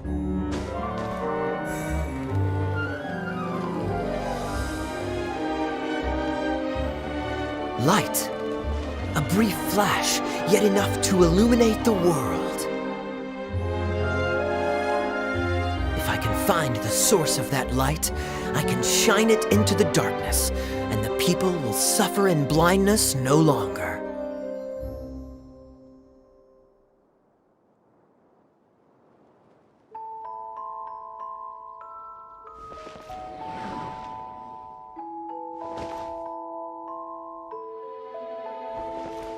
Without a moment to spare, he set off to follow the star's course. All the while, the star kept moving through the sky. Traveler, the star kept moving through the sky.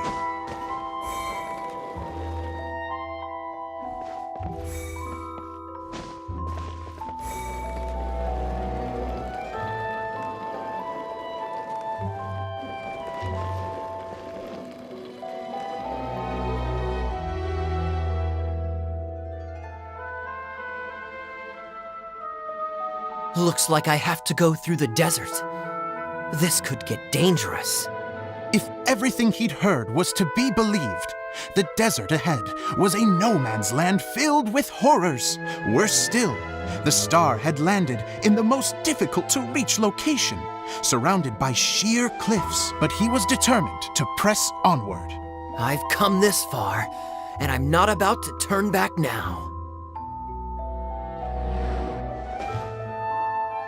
The Dagger Bandit trekked deep into the desert wasteland. Yet when he finally arrived at his destination, he found not a fallen star, but a young girl, dressed in white. How strange. I'm positive this is where the star landed. Young lady, do you know where the light has gone? The girl replied, Traveler from afar, the light you seek is only a bottled flame. But the flame has now died, and its light is long gone. Bottled flame? Yes, it was a gift from another. And so, the girl began to tell the story of how the bottle came into her possession. The girl hailed from a kingdom that sat atop the waterfalls.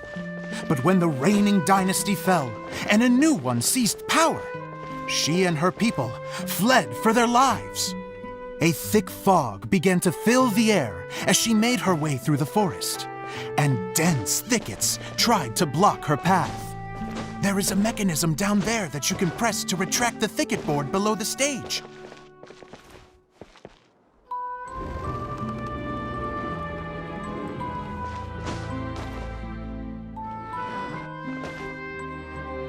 If I only had a lamp to guide me through this wretched forest, then I could survive.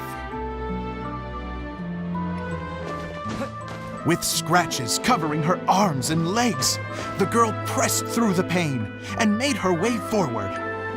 The road ahead was arduous, but she was determined to press onward. I've come this far, and I'm not about to turn back now.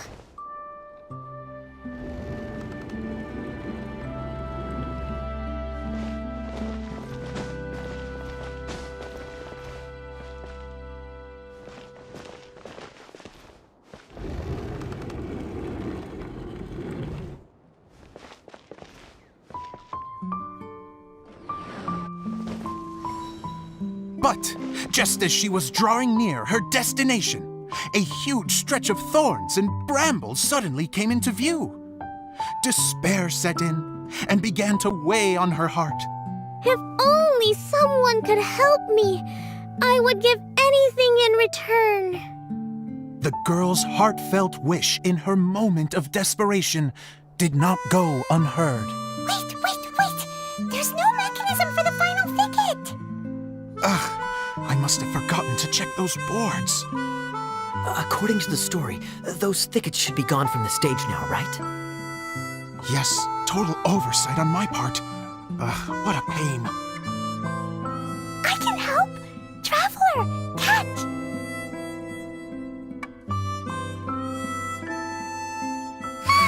It's a Jumpy Dumpty! The girl's heartfelt wish did not go unheard, for a Jumpy Dumpty, who was passing by, helped to clear a path for her. Oh, thank you, Jumpy Dumpty. And so the girl continued her journey deeper into the forest. But what she found there was not a lamp, but a mage glowing with fire. So, just to clarify, it was supposed to be the mage who helped burn a path through the thicket. Save it for the end, man! The mage took pity on the girl and handed her a bottle. Then, the mage began to tell the story of how the bottle came into her possession. The fiery mage had an adventurous spirit and enjoyed taking long journeys. On one such journey, while taking rest in an oasis, she found a beautiful bottle by a crescent-shaped lake.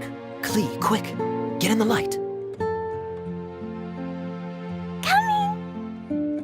She was an extraordinary mage with the power to grant people their wishes. She turned the bottle into a thing of equally extraordinary power. But the only place that it could make wishes come true was inside of the bottle. Oh me! Oh my! Look at this wonderful bottle of mine! It could make a fine toy. But better still, a sojourner's home. The fiery mage blew into the bottle, allowing it to grant one single wish outside its glass walls. Am I supposed to blow into it? Wow, it lit up! A flame was kindled within the bottle, and it began to glow a fiery red, just like the mage herself.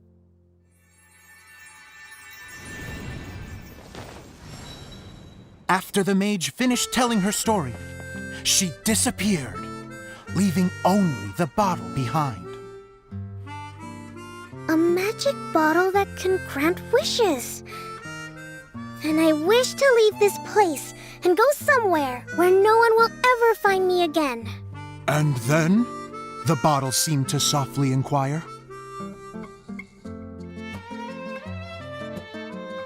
I don't know. The flame in the bottle faded as the girl's single wish was granted, and she found herself in the middle of the desert, far away, where no one could ever find her.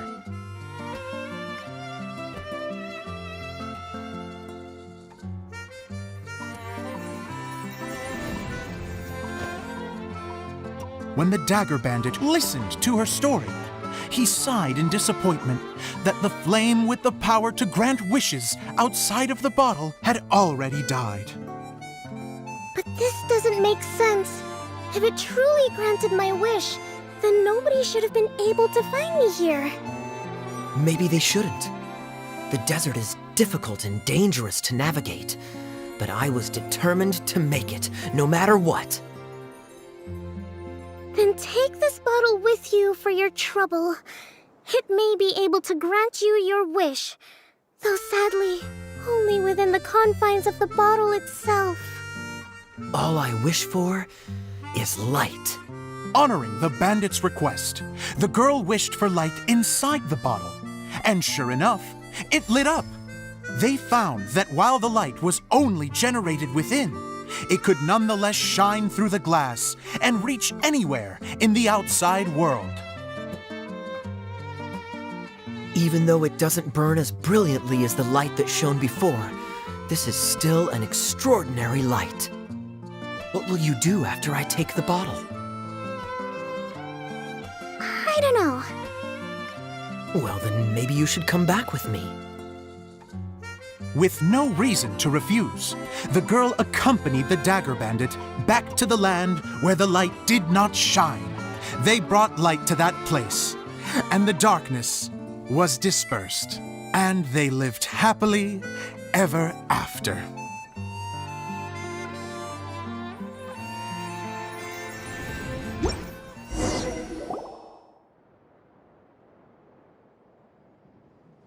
And we're done! Seems the show went pretty well.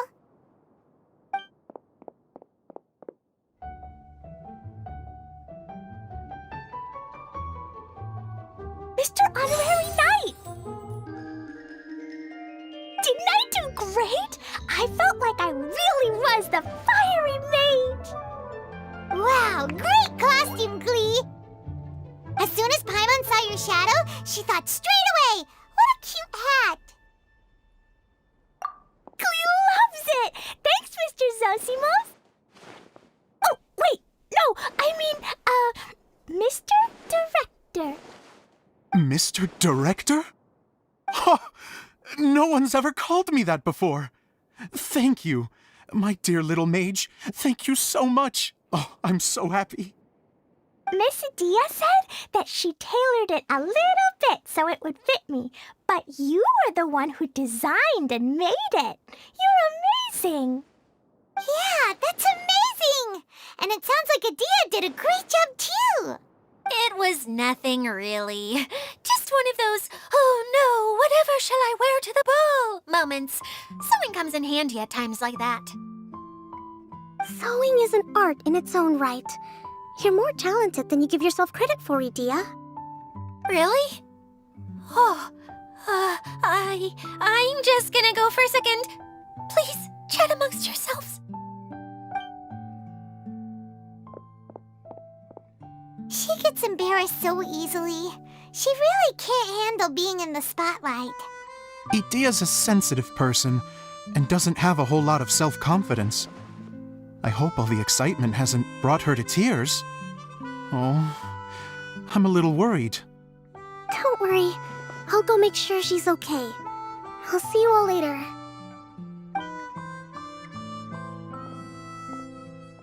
So, what did you all think of the play?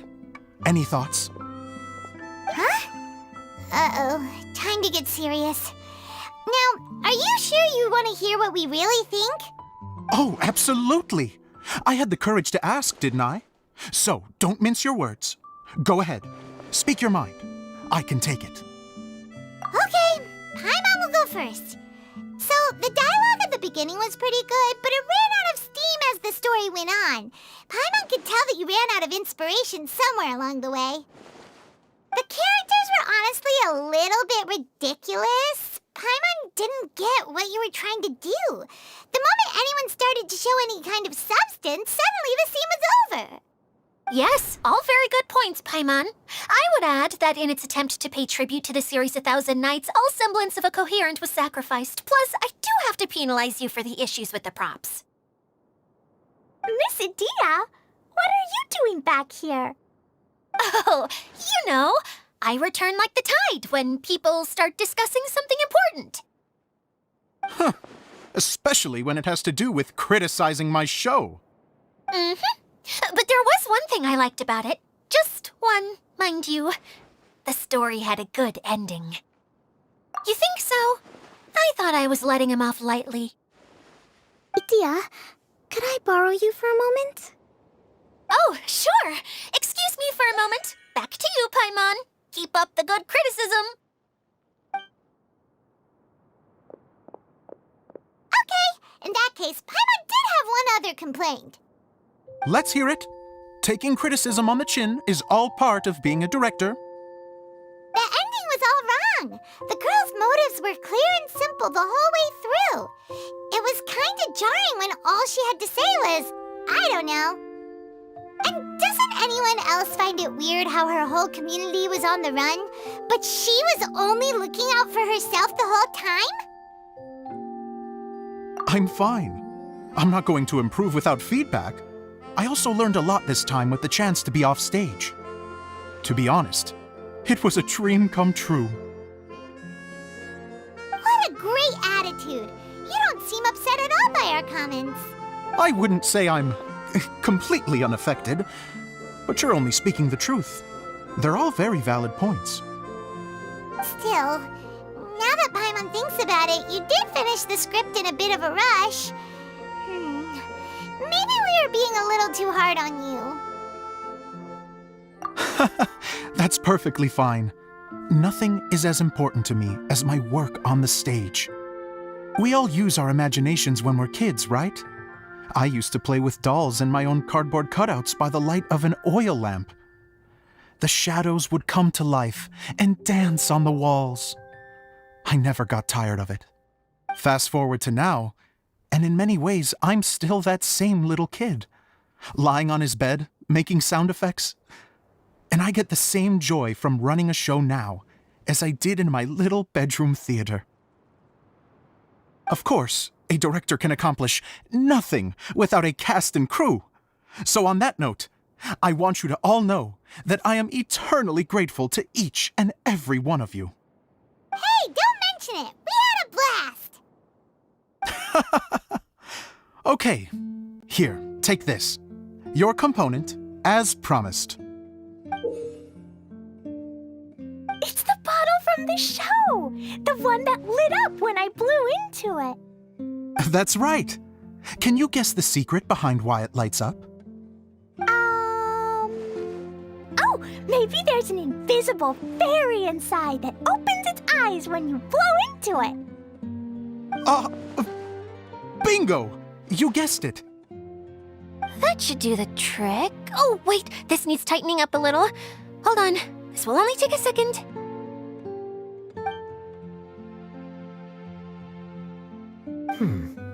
This outfit's more fashionable than I imagined. Excuse me, everyone. Do you have a moment? Especially you, Zosimos. Idia wants to do a little something for you. She says it'll be a dream come true. A dream come true? Yes. She said that as useless as she is, she wants to do something for you as the first person to have heard of your dream of being a director. Her words, not mine. I'd have to disagree, though. I have never thought of Idia as a useless person. How is this suddenly about me?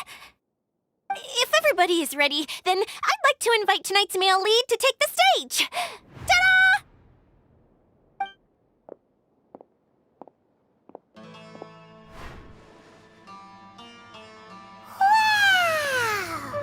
Cool! Kaya's turned into the real Dagger Bandit! How is me changing outfits supposed to make the director's day? It's just a prototype costume. Is he that easy to please? Don't be silly. If I know our director, nothing will make him happier than to see his ideas brought to life by the right actor. Well, then I'm happy to oblige. Who am I to argue with the star of the show? Zosimos drew up countless designs and made a few prototypes before landing on this one. It just needed some tailoring to fit properly, so I made a few stitches here and there. I hope the result isn't a disappointment.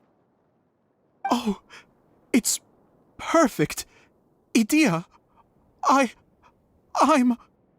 Oh, I'm so touched. Thank you all. You've made me happier than I ever thought I could be.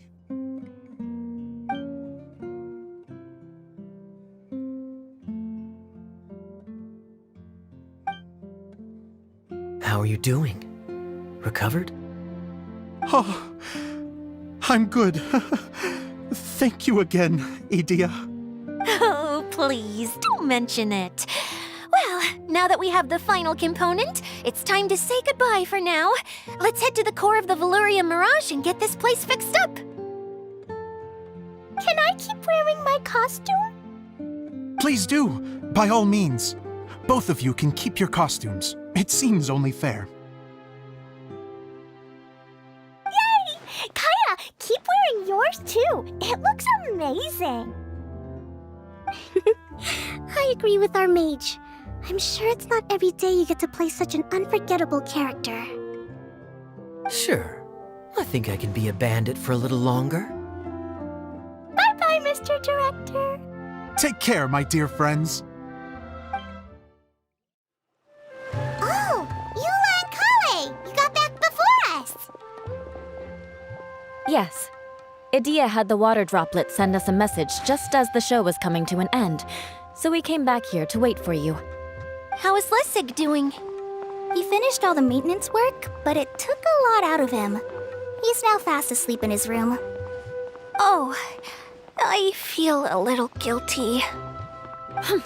Consider it his atonement. It's only fair that he had to do something constructive before being able to sleep soundly. Seriously, don't waste your concern on him. If you say so. Okay, without further ado, let's go and fix the domain. Isn't this where we first met Water Droplet? Correct! The core of the Valuria Mirage is the largest streaming projector of all, and this domain is one gigantic preprint. Whoa, so everything we've seen is created by this? That's incredible. So, to fix it, same process as usual, right? Do we need to use the preprint? Exactly. Well done. You catch on quick. It's hard to forget after doing it so many times now. Let's get going. This is the final step. Yay! Suddenly Paimon's really excited. The hub consists of these components. All you need to do is place them onto the foundation in the right shape. The right shape? But we've never seen what it looks like. Oh, don't worry about it. Close enough will do. As long as it can spin, it'll be fine. Should be fine. I think. Sometimes you have no standards whatsoever. We did it! But why isn't it turning? The components are back in the core, and the hub is restored to its proper shape again. That's all we needed to do. Like any wound, it just needs time to heal. It'll probably just start turning again one day in the middle of the night when no one's looking. Really? I thought that with your special abilities, you could get it turning again right away. What? Huh? All of us are dying to see it. Not just how the domain looks when it's fixed, but also Edea. And her— I want to see Edea using her magic powers too! I bet they're super awesome! What are you guys talking about? And how is Clean on this, but Paimon isn't? They're referring to our mascot's true form. As I've said all along, there's much more to Edea than she gives herself credit for. She has a very special power. Though, I think some of us have sensed that already. Did you notice right away, General? I only found out when I was chatting with Eula. So our general was the first to notice. It seems like she's more perceptive than she lets on. I'd say the same about you, Kaya. What the? All of you? No? I mean, I wasn't trying to hide anything from you, I promise. It's just, for people who stumble upon this place by accident, I think my current form is more approachable than my true one. I don't want people to get scared when they see me. What? What is it? And whatever it is, how the heck does everyone know about it? Well, for one thing, I sensed elemental energy in the residents here, but none of them have visions. Then my mind started to wander as I was reading a storybook, and suddenly, I had a thought. Since hydroidolins can change into any form, why not human form? You hit the nail on the head. All right, in that case, please allow me to introduce myself once more.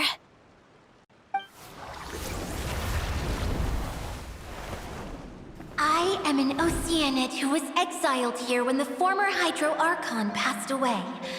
My name is Edea. Wow, Edea! You're so pretty! Now that I'm in my true form, I suddenly feel a little embarrassed talking to you all. You look stunning. You should be flaunting this look at every opportunity. Oh, come on. I'm too shy. Wait, so does this mean that all the people we met in here are actually... I'm guessing that the human counterparts to these Hydro alter egos are long gone. That's right. When they wanted to leave, I took them to the edge of the desert. The components are, in fact, gifts that they gave to me before they left. But I'm always curious about what brings people here, so I used the streaming projector to bring their wishes to life. The power to grant wishes, but only within the confines of the bottle. Exactly. It's a truly extraordinary light. I've just realized something. When the components fell from the core, it appeared as if they had returned to their respective owners. But actually, it was after the components landed where they did that their owners and the things associated with them arose around them to form the different zones. So now that the components have been retrieved, does that mean that all those things are gone? Don't worry, they'll be quite safe. As long as I remember them, they'll never disappear. However much we might criticize each other or get into scuffles, in this mirage, they will always be my friends. I had so much fun in the choo-choo cart and hanging out with Mr. Director. I'll never forget them either. Me neither. I'll always remember my adventures in this fantasy land. Very good. But it's probably time I set this wheel in motion. This one's all yours, Adia, our magical mascot. Please work!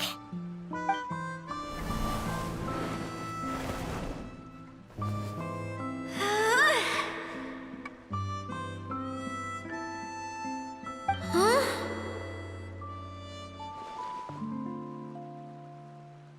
Huh? That's strange.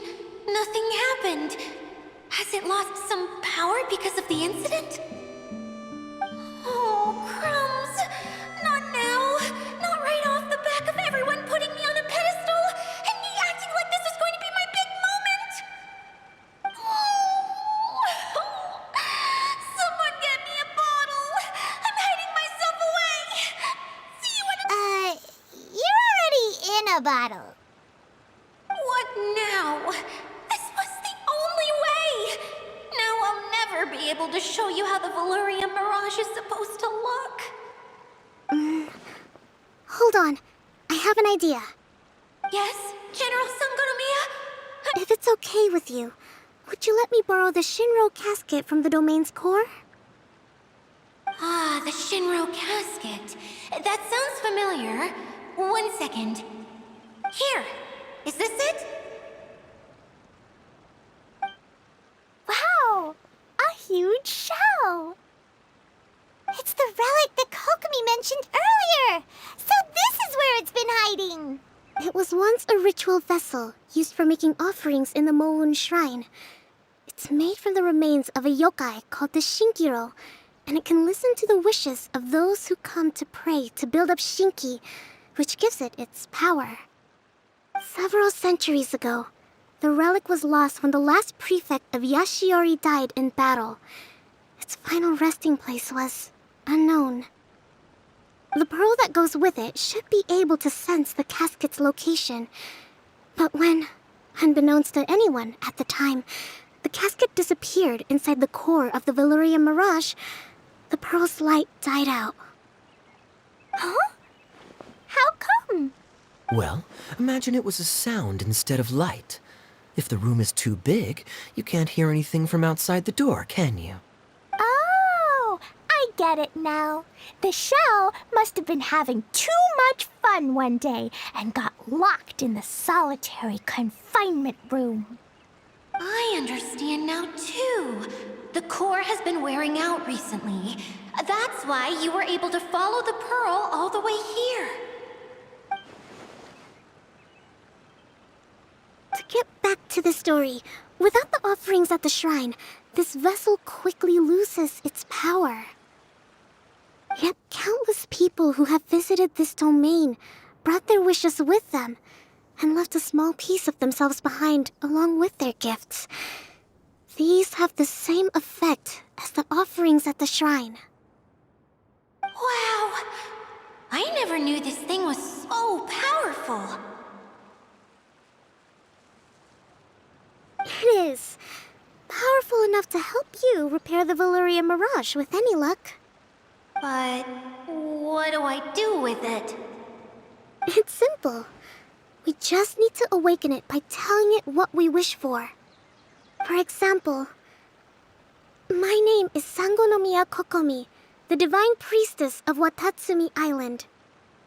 And my wish is to use my critical thinking and strategic planning skills to bring a little more joy into the lives of my fellow Watatsumi Islanders, as well as the lives of everyone I cherish. Itia, What do you wish for? Me? My wish is that all those who have sojourned to the Valurian Mirage in the past will achieve what they truly wish for. Not just in this domain, but out there, too. Even though I know full well that trying to build a railway in the outside world is just a pipe dream, and that Maimuna will probably just go back to being a scholar. And I know that Zosimos has a lot of improving to do as a playwright. It's going to be tough for him back in Fontaine. Chasing your dreams is hard work. Despite all of that, that somehow, someday, they will achieve their dreams.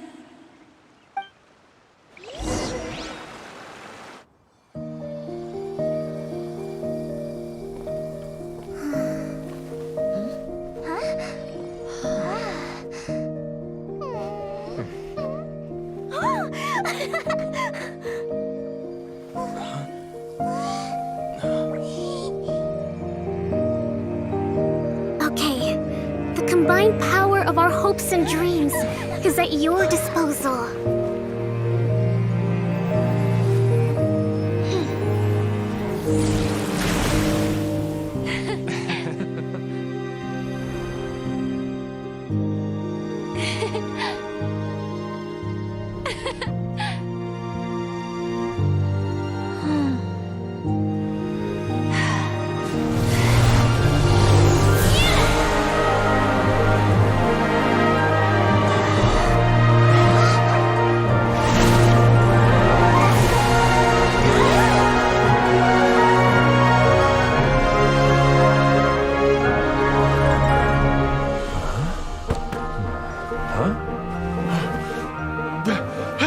Look!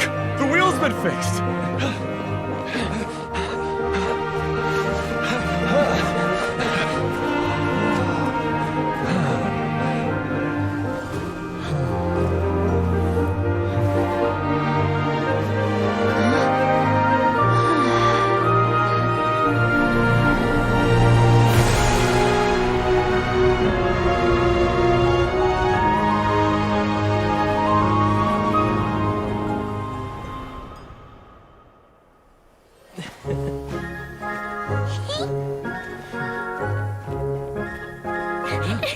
Come on, hurry!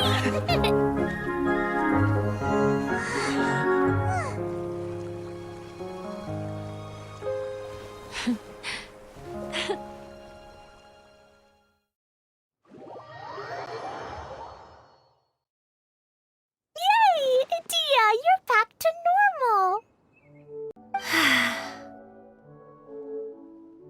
Everyone's praise and curious questions went to my head. I said so many things I'm so ashamed of, and I lost the courage to live on. Please don't say that. Yours was a noble wish. Yeah, and you weren't granting wishes for yourself. You did it for other people. I have friends like that too. Other people's hopes and dreams are what motivate them. They'll work tirelessly just to see them smile. If you ask me, that's one of the most noble things a person can aspire to. Please, no more praise. I'm really not comfortable with it. It makes me feel so ashamed. Someone like me doesn't deserve so many people's praise. It's like I'm dreaming.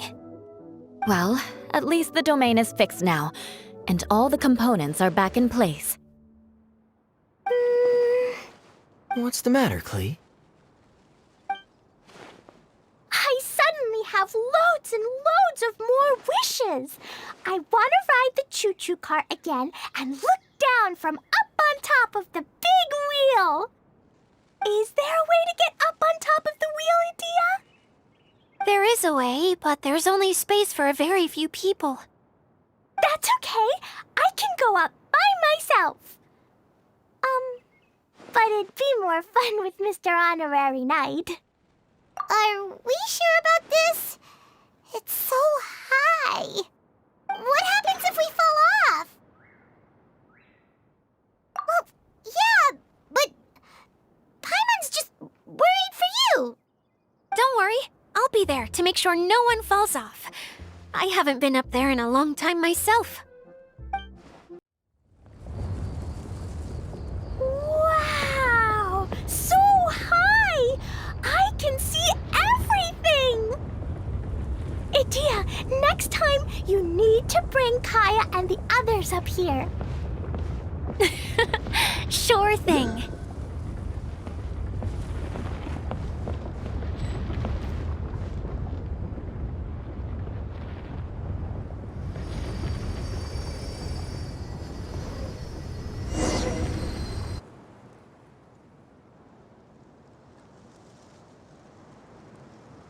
Whenever people have to leave this domain, I like to come up here and spend some time alone after I've seen them out. They're always overjoyed when they first arrive and start bringing their imaginations to life. But once they realize that they can't take anything home with them, they get upset. Some of them can't bear to leave.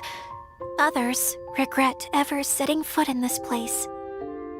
Do you ever get sad, Idia? I feel lonely at times, but not sad. A lot of people destroy everything they created before leaving, but some don't, like the residents you met. Before they left, they asked me to make replicas of themselves using hydro-eidolons. Then they tasked these replicas with maintaining everything they built here, as if this was their way of keeping their dreams alive. That's beautiful.